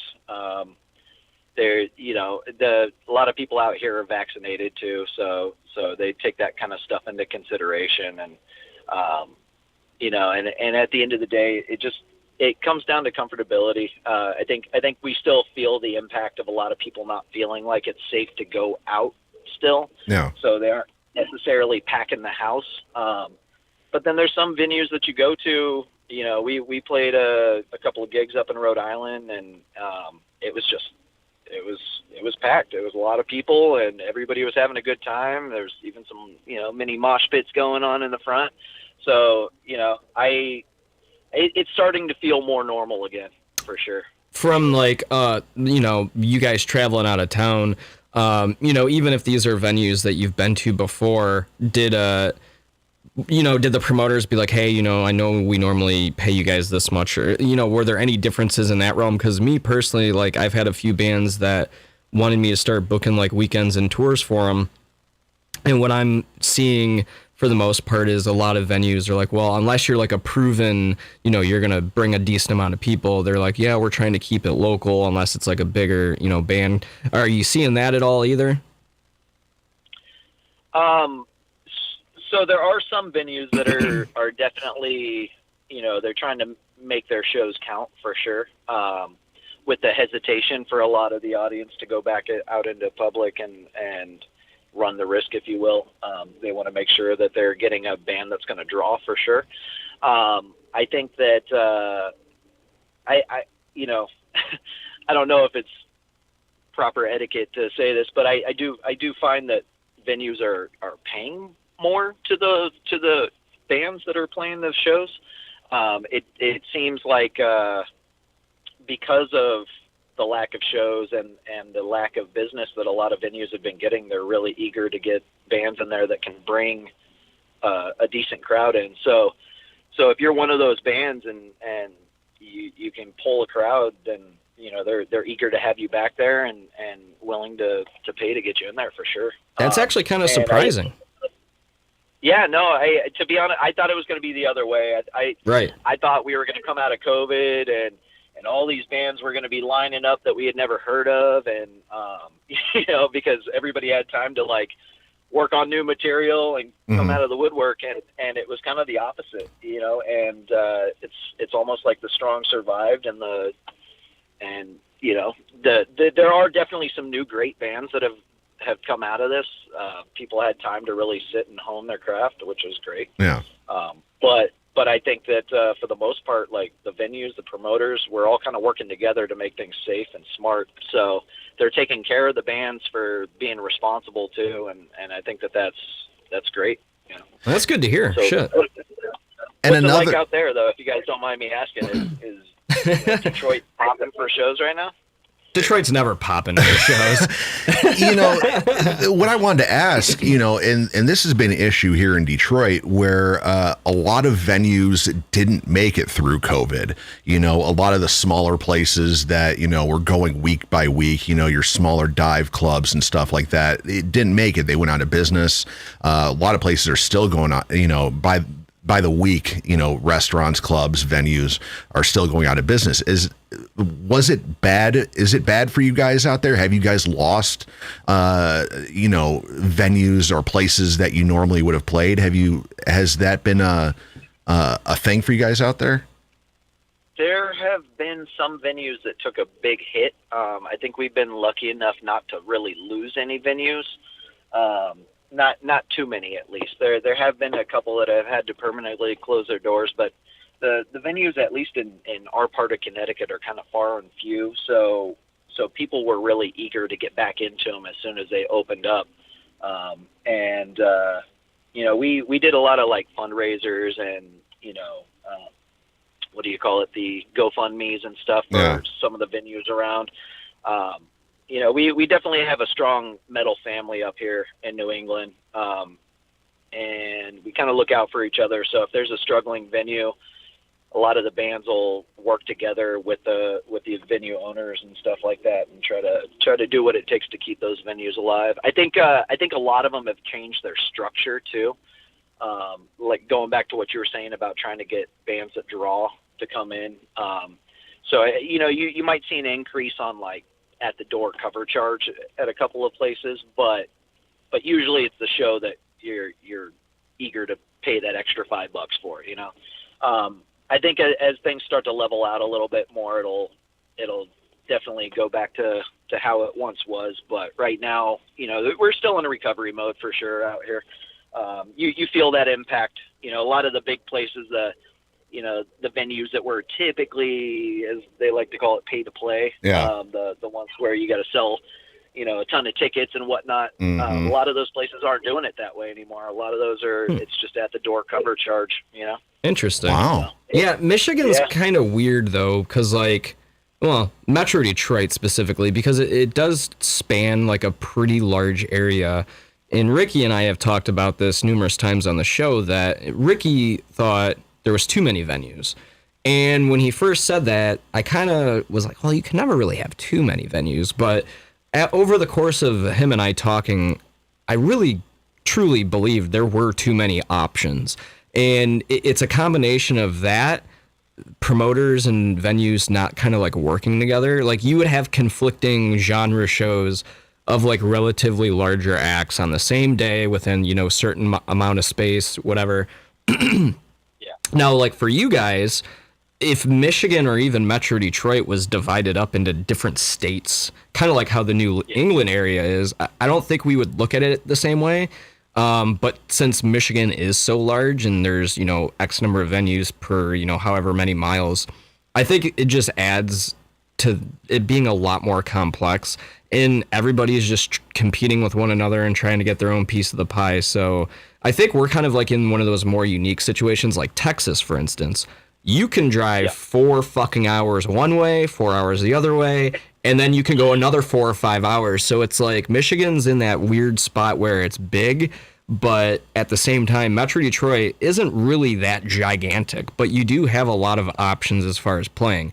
Yeah, there's, you know, shitholes, there's the DIYs, but I mean, if you have different genres and different kinds of, there's always plenty of options, and sometimes it can kind of be a bad thing. So it's a really weird position to be in. Yeah, it's funny too, because I mean, out here we don't run into a lot of that, and I think it's just because most of the promoters in the area know each other. Most of the venue owners know each other. So like, if they're booking a big show, like one that's really important to them, they'll call the other venue, they'll call the other promoters just to make sure that they don't have anything going on that day that, you know, is going to clash with it. Yeah, I mean, like I said, it really is like a family out here. We try to look out for each other. If you're in like the next state over, if you're up in Rhode Island, yeah, you might book something the same day as somebody in, you know, Connecticut. But again, that's when you start running into that 1.5 to 2 hour drive difference versus the venue that's 30 minutes down the road, you know?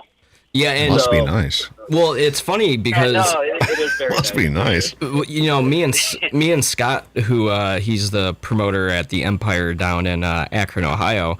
Him and I, a while back, were trying to set up a network of venues and promoters that anytime I had a tour, we would basically all work together to fill the entire tour. And it wasn't for just me. It was more so, hey, anytime we have tours come through, like we'll basically give you guys a little bit less. We won't charge as much, just for the ease of, you know, these are tried and true venues. We've built relationships, yada yada.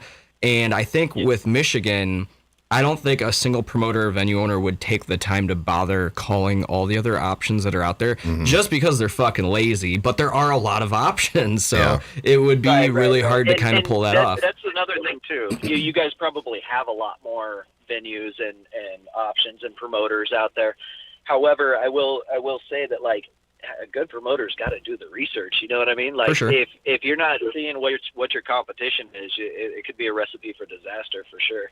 You know, and I think that's I love working with a lot of the promoters out here that we work with because they do take that time to research. They'll hop on Facebook, they'll check, you know, events for this day, and they'll see what's going on. If it's a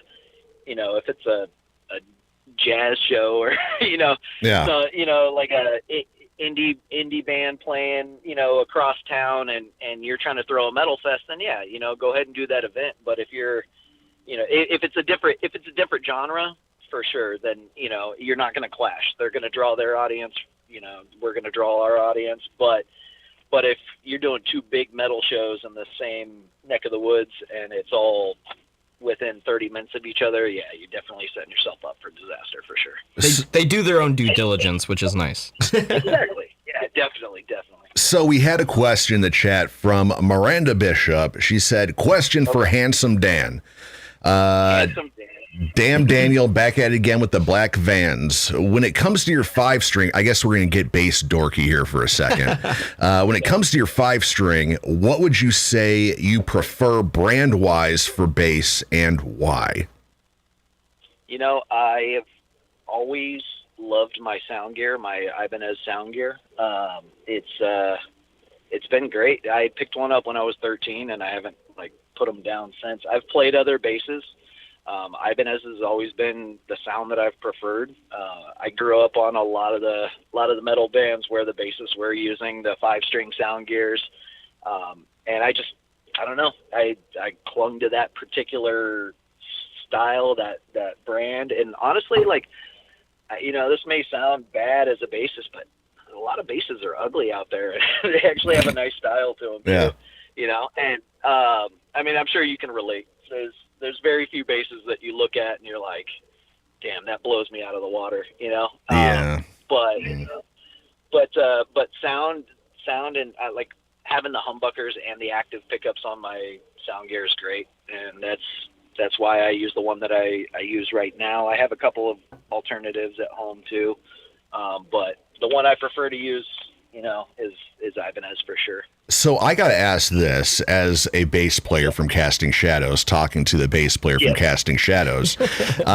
You know, I play a 4-string. I've lived and died with 4 strings, and over the years, people have been like, Rikki, why don't you just get a 5-string? Get a 5-string. I'm like, you know how much more money that is in strings for Rikki? It's not. To me, it's like James Jamerson would roll over in his grave if I came up with a 5-string. Was that like a conscious effort for a conscious thing for you to go the 5-string route rather than the, I guess, more traditional 4-string route? You know, what's the, you know, other than, you know, I guess having another string to play, you know, what's for you the advantage of having a 5-string rather than just, you know, drop tuning down a 4-string? Yeah, so I mean, I actually do drop tune my 5-string as well. Oh my God! So, what are you playing, like G or something like that? What are you playing? He said heavy, bro. Jesus. ACGCF. So wow.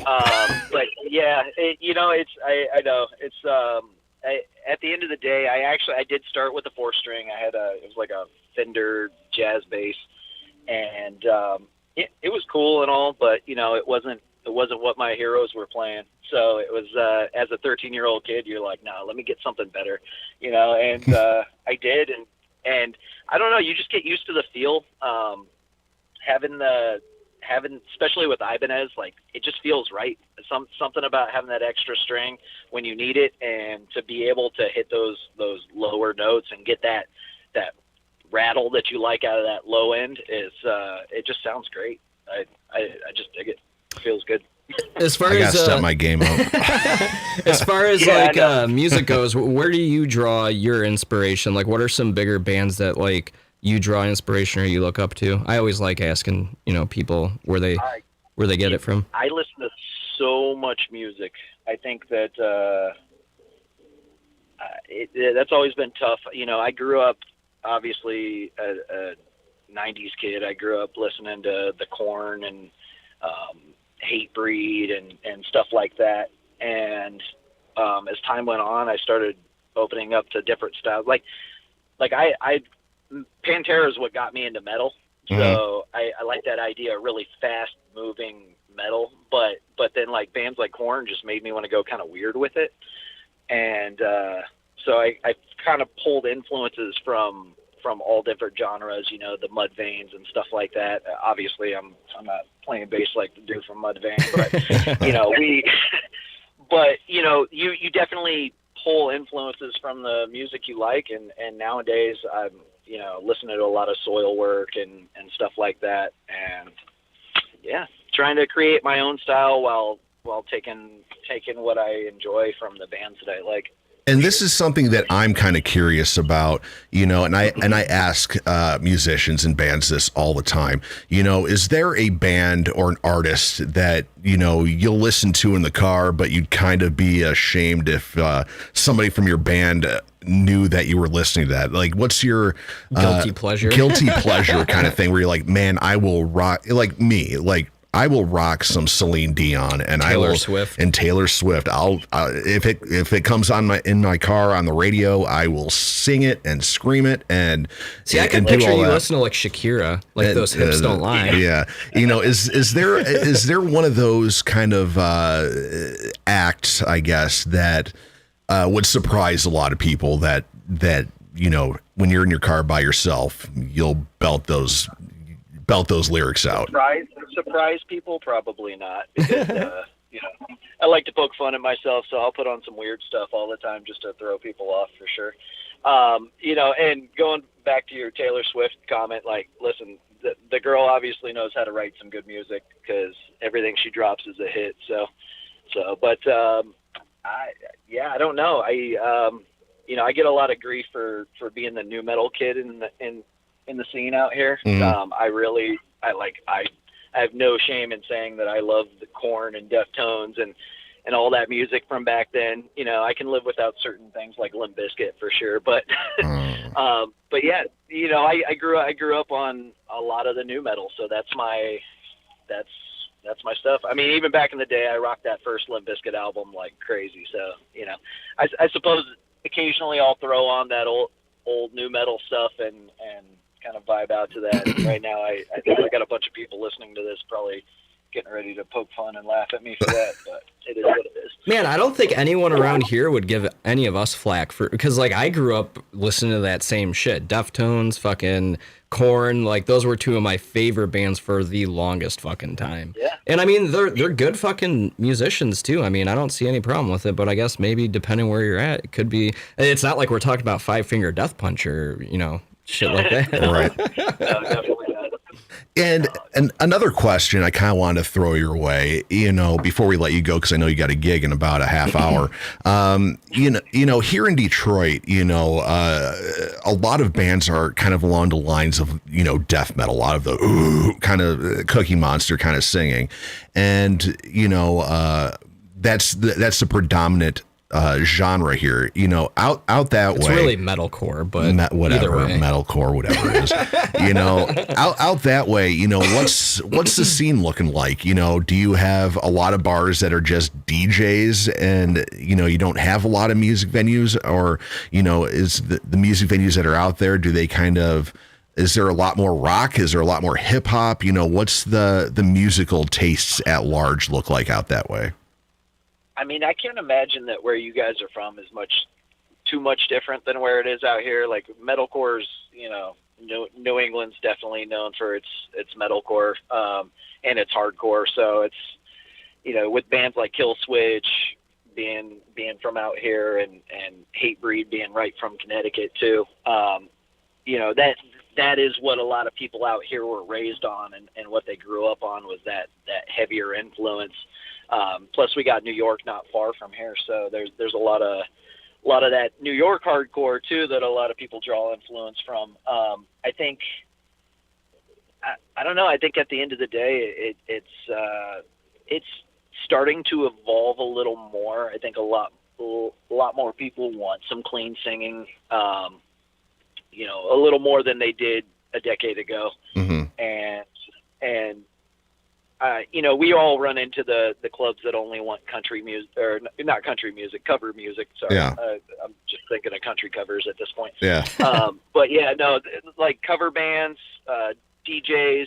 I mean, and I get it. Those bands got to make their money, and venues want to pack the house with bands that their audience can sing along to.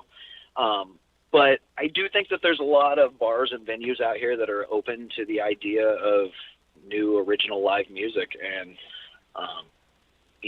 hopefully that stays a thing. And I think the goal should always be for upcoming bands and for promoters to keep pushing existing venues to like get out of their comfort zone and try new original music instead of just the same old cover band all the time. Oh, like, yeah. Have a night, even if it's a weeknight, have original music somewhere. Well, I mean, that's where a lot of musicians struggle when you're trying to fill tour dates. I mean, that's one of the hardest things for me booking a tour. I'm like, what are the odds I'm going to be able to fill Monday, Tuesday, Wednesday? And that's part of the reason why when I build tour routes, like I do them in a certain area, because I'm like, I can book Thursday, Friday, Saturday, and Sunday, like no fucking problem. It's those other 3 days, and those tend to be a fucking pain. Yep. And I mean, there's venues out there that are willing to do it, and if you get with the right people and with enough advance notice, you can get a packed house on a Monday, Tuesday, or Wednesday for sure. You just got to find that right venue that's willing to do it. Yep. For sure. Agreed. And something else I want to throw out your way, what are some other bands? Because, every band, at least that, with me coming up and playing in bands and all that, there's always, those bands that you will always love doing shows with that are kind of like your quote unquote brother band, or the band that you kind of play a lot of shows with. What are some bands out there, that you always love playing with those bands, local bands, independent bands that you're like, man, we have this big show coming up. I know I can bank on this band to fucking bring it and kill it. Who are those bands out there for you guys? Oh man. We are, like I said, we are such a tight knit family that we have so many close friend bands out here that, if I don't mention you guys, I apologize. But here locally, right in Eastern Connecticut, we got More in the Light, Victim or Victor, which is the band I'm actually playing with tonight. We got just Antibody Division. We've played with a band called Fear the Masses from New Haven. Dead by Wednesday. Those guys are from out here too. They've been hard at work for a long time and still going strong. There's a ton of bands out here, and I'm really grateful that we get the support that we get from them, and we try to get that support back anytime we see them out playing live. It's good as a local band to go and support local artists, even if you're not like on that particular bill. So, but yeah, no, there's Black North is another great one. That's a band that's been going strong for a couple of years now, out here. So that list could go on. I actually, I humored myself one day and I just started putting a list together of bands from the different New England states. So I knew who to reach out to if we needed, show support. And that list went on literally hundreds and hundreds of bands out here. So, yeah, there's a lot of them. So if you guys are ever out this way, let me know. I'll tell you who to reach out to. Oh yeah, there it is. All right, so I know you got a gig coming up in a few minutes here, so we're gonna wrap this up. Is there anything that you want to throw out there that we maybe missed or didn't touch on? Any shout outs? Any upcoming shows? Any, do the plugs? Do the any info that we missed out on? Any upcoming releases? Throw it all out, and we'll let you get to your show. So yeah, we have a show coming up next weekend, July 17th and 18th. It's a livestock camping weekend. You literally go in Saturday, party with us all day, and then you're out on Sunday. It's a bring your own tent kind of situation, and it's going to be a good time. We got tickets for that. We're also playing the Voodoo Music and Arts Festival up in Auburn, Massachusetts. That is on July 31st. We also got tickets for that. If you want to hit us up, you can go to our website. It's castingshadowsofficial.com. With an S, not the Z. With an S. Casting Shadows with an S. With an S. That's right. You know, we definitely we got some gigs coming up, but those are our two that are coming up. Other than that, you know, be on the lookout for Consuming Darkness. Should be out within the next couple of months, I'm hoping. That's going to be a new release that we have not put out yet. And, you know, we're working on some artwork for the single, and yeah, I hope you guys like it.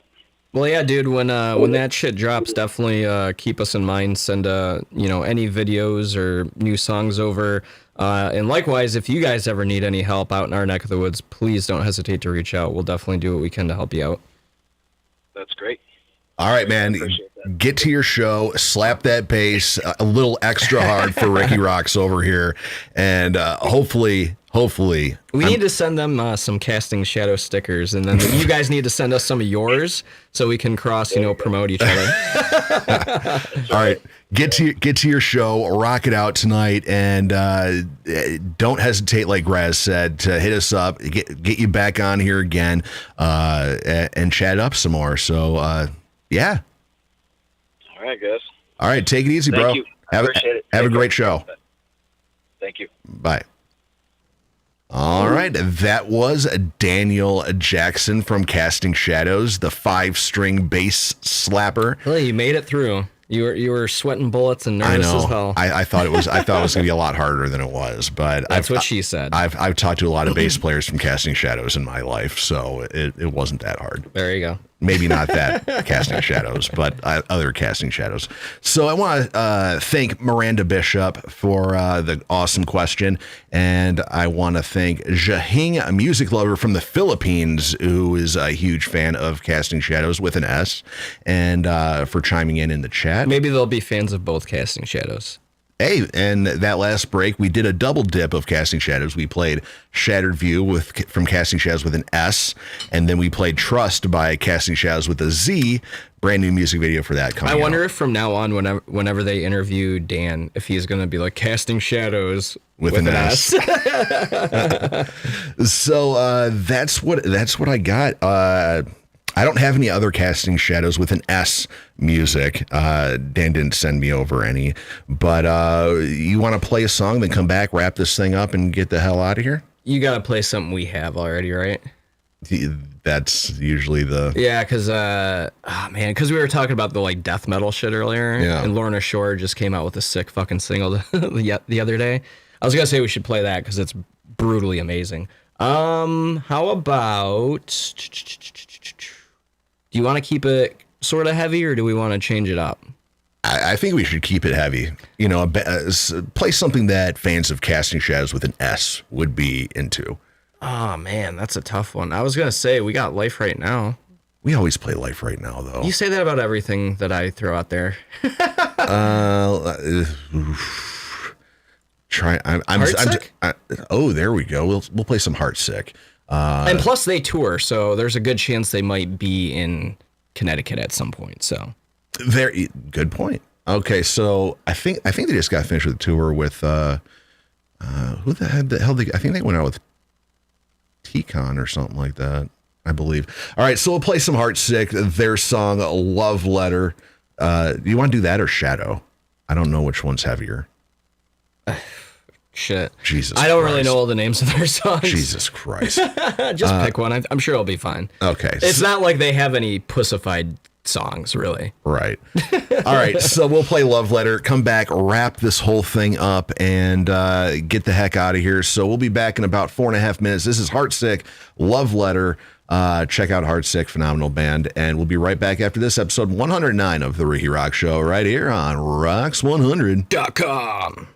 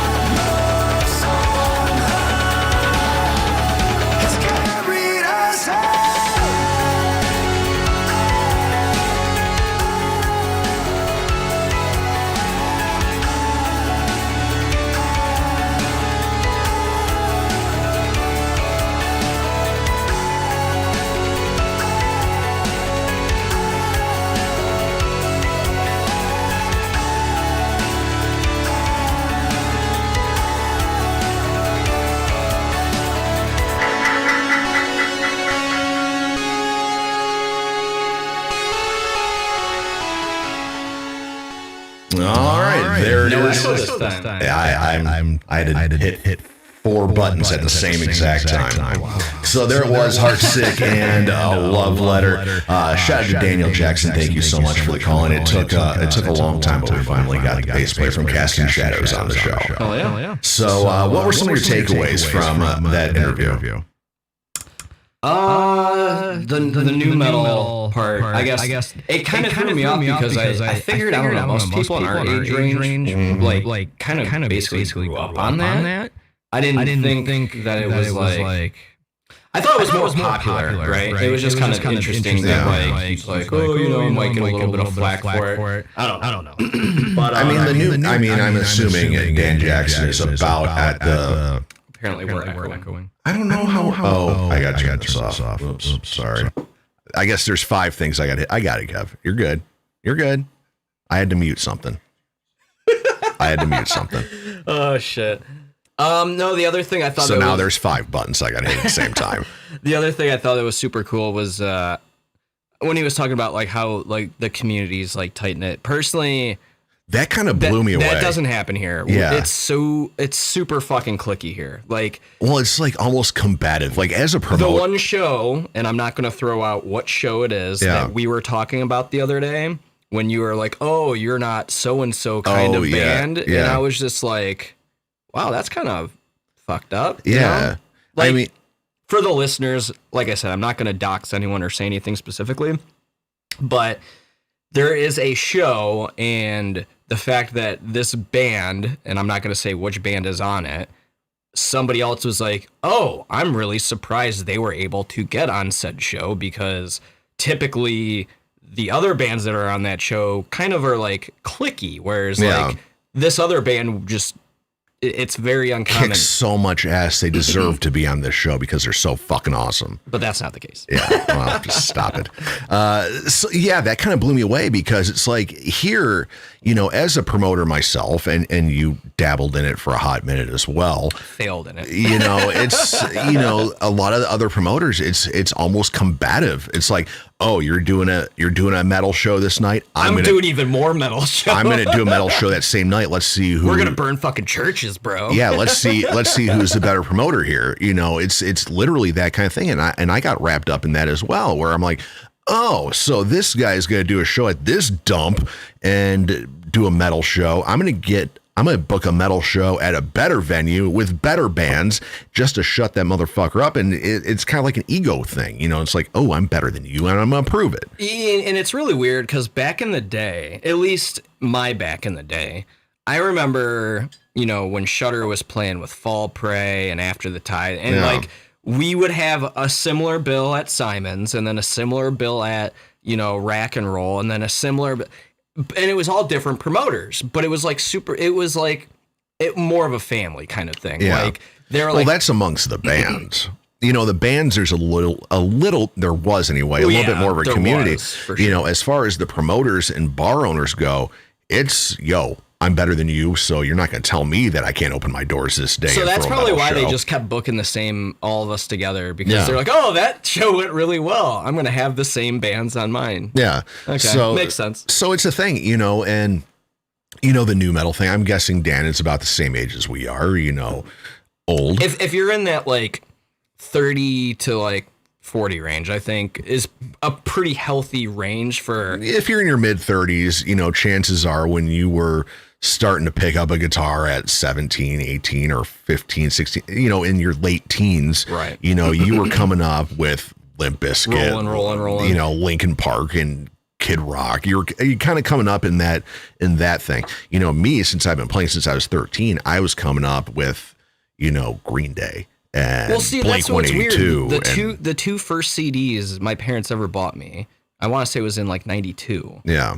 Green Day Dookie. Yeah. And then Downward Spiral by 9 Inch Nails. Yeah. And the funny fucking thing was I took the 9 Inch Nails CD over to my buddy's house and it had parental advisory on it. And his mom lost her shit. No. Typical Rochester, you know. Your Richie pants. Yeah. You're drinking Richie, their fucking wine. Hoity-toity Rochester. Oh, this has got parental advisory. They must be Satan worshipers, or, you know, whatever. But I mean, me, like he said, when I asked him where he drew his influences from, there was like, he was basically like me, a metric fuck ton. Yeah. I could be like, oh, you know, fucking Slipknot, Dave Matthews Band, Brian Setzer Orchestra, Green Day. I mean, all over the fucking board. And whatever band wore hemp necklaces in the early 2000s. So anything like Fish. You know, I was big into Fish for a while too. Your hippie kind of Grateful Dead. I never really got into the Dead though, which is really bizarre. Really, I figure your Rochester Hills hippie ass would be. Pink Floyd, Zeppelin, Hendrix.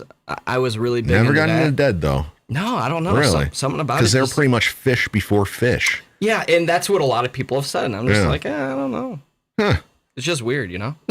Yeah, I listened to pop punk. Then when all those pop punk bands turned hardcore, that's when I started getting into cock rock. And you would have eventually gotten to cock rock, anyways. Come on. Well, it was a thing. You're Rikki Roxx. It was destined to be. I know. So, but like the hard metal stuff, like I never got into Deftones. I never got into, bands, in the early 2000s. Like in the early 2000s, I was in my cock rock thing. I was just diving deep into anything that came out between 1984 and 1992.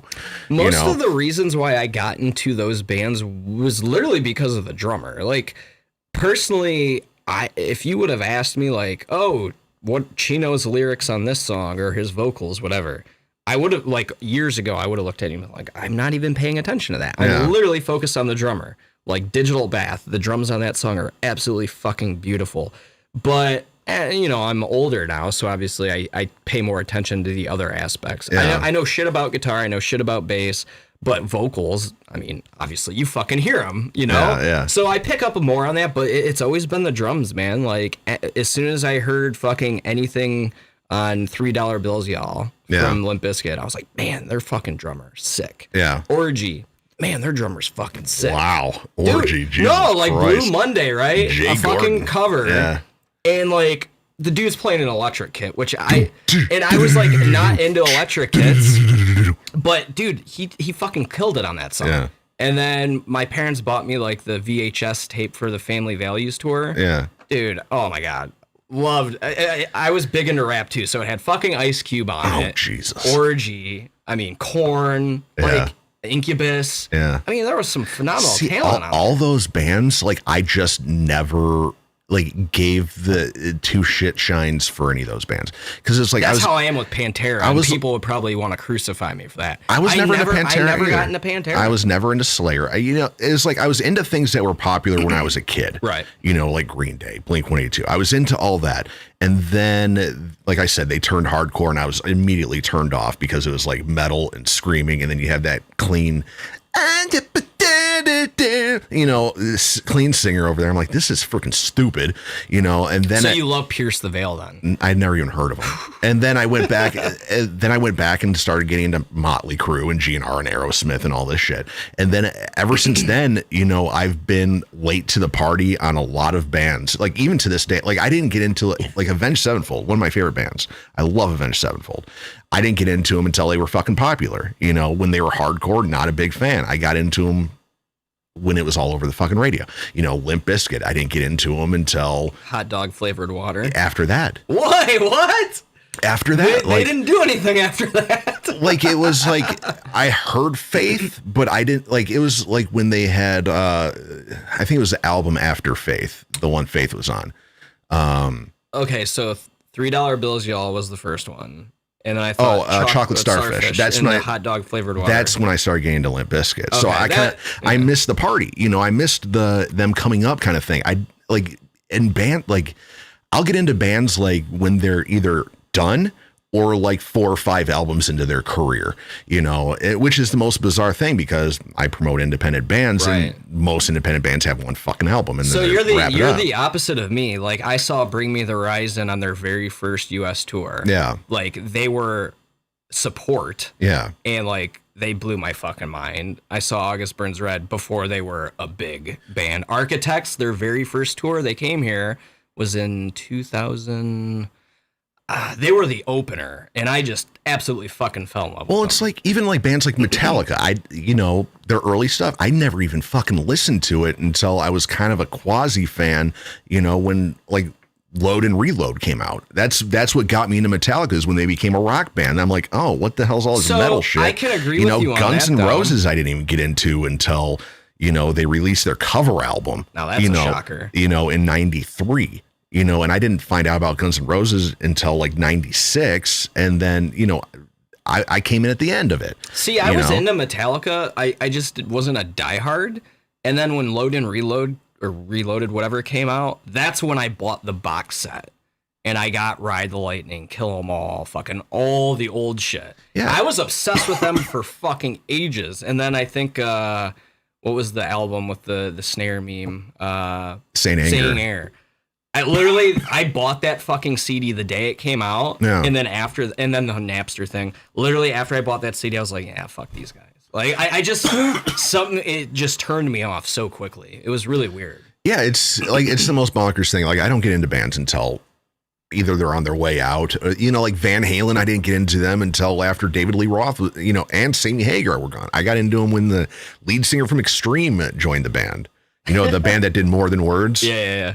When he became the lead singer of Van Halen, then I became a Van Halen fan. And it's like. So you got into Journey when they got the Filipino guy, right? I never liked Journey. Never liked Journey or Styx or anything like that. As a Red Wings fan, I'm disappointed. Don't stop believing. South Detroit, bro. South Detroit. All right, so we're going to get out of here because we are 9:15 and I want to go to bed. I haven't slept and... Man, my night's just beginning.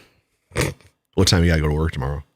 4 p.m. Jesus Christ, it's fucking horrible. Oh yeah, that's why I'm up till like 4 a.m. like watching YouTube and like last night.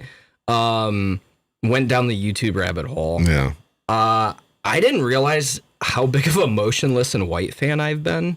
Like I knew a lot of their songs. I didn't realize I knew a lot of their songs. Yeah. They did this badass live stream like a year ago. They're playing Blue Ridge, I think, aren't they? Oh, are you serious? I think they are. Oh, fuck yeah. So they did this badass live stream during the pandemic, and it was like in the yard of this like house, but it was like a decrepit looking house, and they had a sick light show with fog and like all this shit. Dude, it was like an hour and 10 minutes, and I started watching it at like 3:30 in the morning. Now I'm trying to see if Motionless in White is playing that. I'm pretty sure they are because you got Wage War, you got you literally like every awesome metalcore, whatever genre. Motionless in White is playing on Friday at Blue Ridge, so super cool. Oh, yeah. Casting Shadows with a Z is playing that one. We're playing on Sunday with Shinedown, Papa Roach, Falling in Reverse, Bush, Gojira. Falling in Reverse is playing that on Sunday. Oh. I fucking love them. Mastodon, Killswitch Engage, Under Oath, Phil Anselmo. We were talking about Pantera. They're actually going to be doing the Pantera set with his band, The Illegals, Pop Evil, Ice Nine Kills, who just did a song with Ave Under Fire. August Burns Red is on Sunday. Aaron Jones, We Came as Romans. I'm going to be so erect during that set. Stay the fuck away from me. Drowning Pool, Il Nino, and a bunch of bands from Detroit, Detroit Voodoo, A War Within, and Casting Shadows will be with a Z. Representing. So super cool. We're gonna wrap this up. Hit up our sponsor, IHatePeople.club for your vulgar clothing needs. Enter coupon code ROX100 for 20% off your entire order. And while you're surfing the webs, head on over to our Patreon page, patreon.com/ROX100, and check out what we got going on there. Maybe I should check that out myself and see what I got to start giving people. And super cool. Next week on the show, we're talking to Paul Smith from The Strains, a punk band out of Detroit. They are going to be playing Saturday, September 4th at the Loving Touch in Ferndale with Jacked, Keep Away, the Zots, Switchblade Vengeance, and the Idiot Kids. $10 in advance, $15 at door. Loving Touch, phenomenal venue in fabulous Ferndale, Michigan. You mean Detroit, right?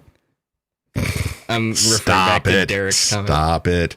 And so we're going to close this out with The Strains. We're going to be talking to the lead singer next week and their song, Where You Stay At, Yo. We're going to listen to that. All right. And then we're going to get out of here. Kevin, you got anything to throw out there? No, man. I'll see you motherfuckers next week. Oh, Jahang, a music lover. I will listen to your show every Monday here. PH made me alive here at work from the Philippines. Oh, yeah. So super cool. Look at us. We're going fucking international. We had a good following in Canada, which was kind of a little feat in itself. So yeah. So now we're moving over to the Philippines. There we go. God, and there was a band that I was going to do for Pump It or Dump Band of the Week, and they're from the Philippines. I got to go find that now. Yeah. We're Jahing over there. There you go. So Or maybe Jahing already knows who it is. Maybe. I'm going to have to do that. All right, so we're going to play the Strains. We're going to get out of here. I'm going to bed. Here it is. The Strains will be talking to lead singer Paul Smith next week on The Big Show, episode number 110. So make sure you hit that subscribe and like, or what is it? Subscribe and hit the bell and notify. Yeah. Is it? I don't know what the like, share, subscribe, fucking all the things that we shouldn't have to tell you to do. Yeah. And then also head on over to Facebook, facebook.com/Rocks100. Everything that we do is going to be posted on the Facebook. Just the show live is here on YouTube. So that's what's up. All right, getting out of here. The Strains, where you stay at, I'm going to be staying in my bed for about 12 hours tomorrow. That's what's going on in Rikki Roxx world. Kev, I will see you at the show. Cass and Chaz is going to be opening up for Tantric up at the Up North Bar and Grill in Kalkaska, Michigan. So I'll see you. When is that show? Friday? Yep. All right, so I'll see you on Friday. Sounds good. All right, so talk to you guys later, and peace. Peace.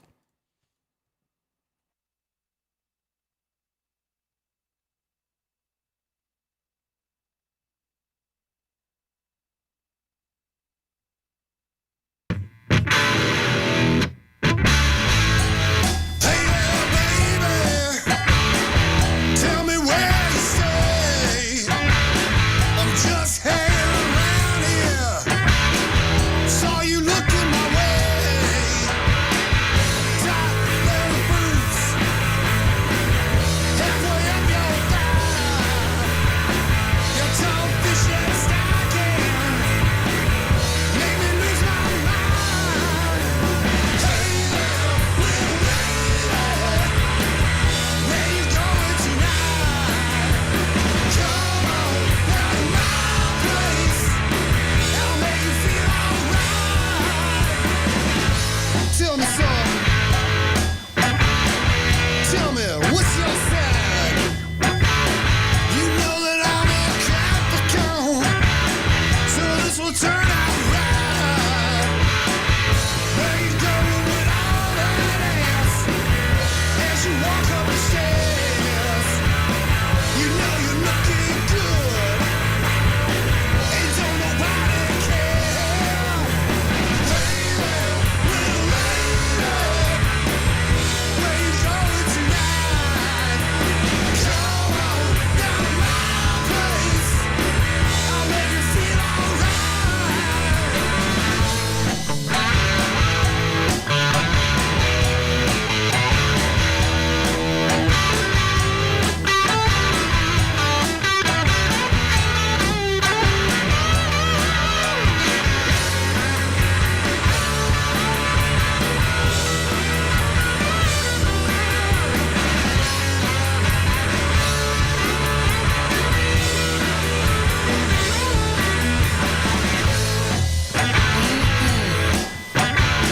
You sure are looking good.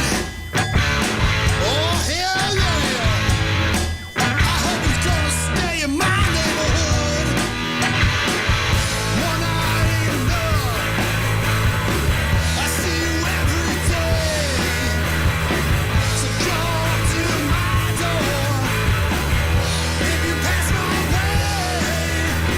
Hey there, little lady, where you going tonight? Come on down to my place. I'll make you feel alright. Hey there, little lady, where you going tonight? Come on down to my place. I'll make you feel alright. I'll make you feel Rikki Roxx, Rikki Roxx. It's Rikki Roxx coming out of the box. Bitches come in flocks, trying to steal his jocks. He needs to be contained with padded rocks. It's the Rikki Roxx Show, spreading like the pox. Rikki Roxx, Rikki Roxx. Rikki Roxx, Rikki Roxx, yeah. Rikki Roxx, Rikki Roxx. Rikki Roxx, Rikki Roxx, yeah. Rikki Roxx up in your grill, motherfucker.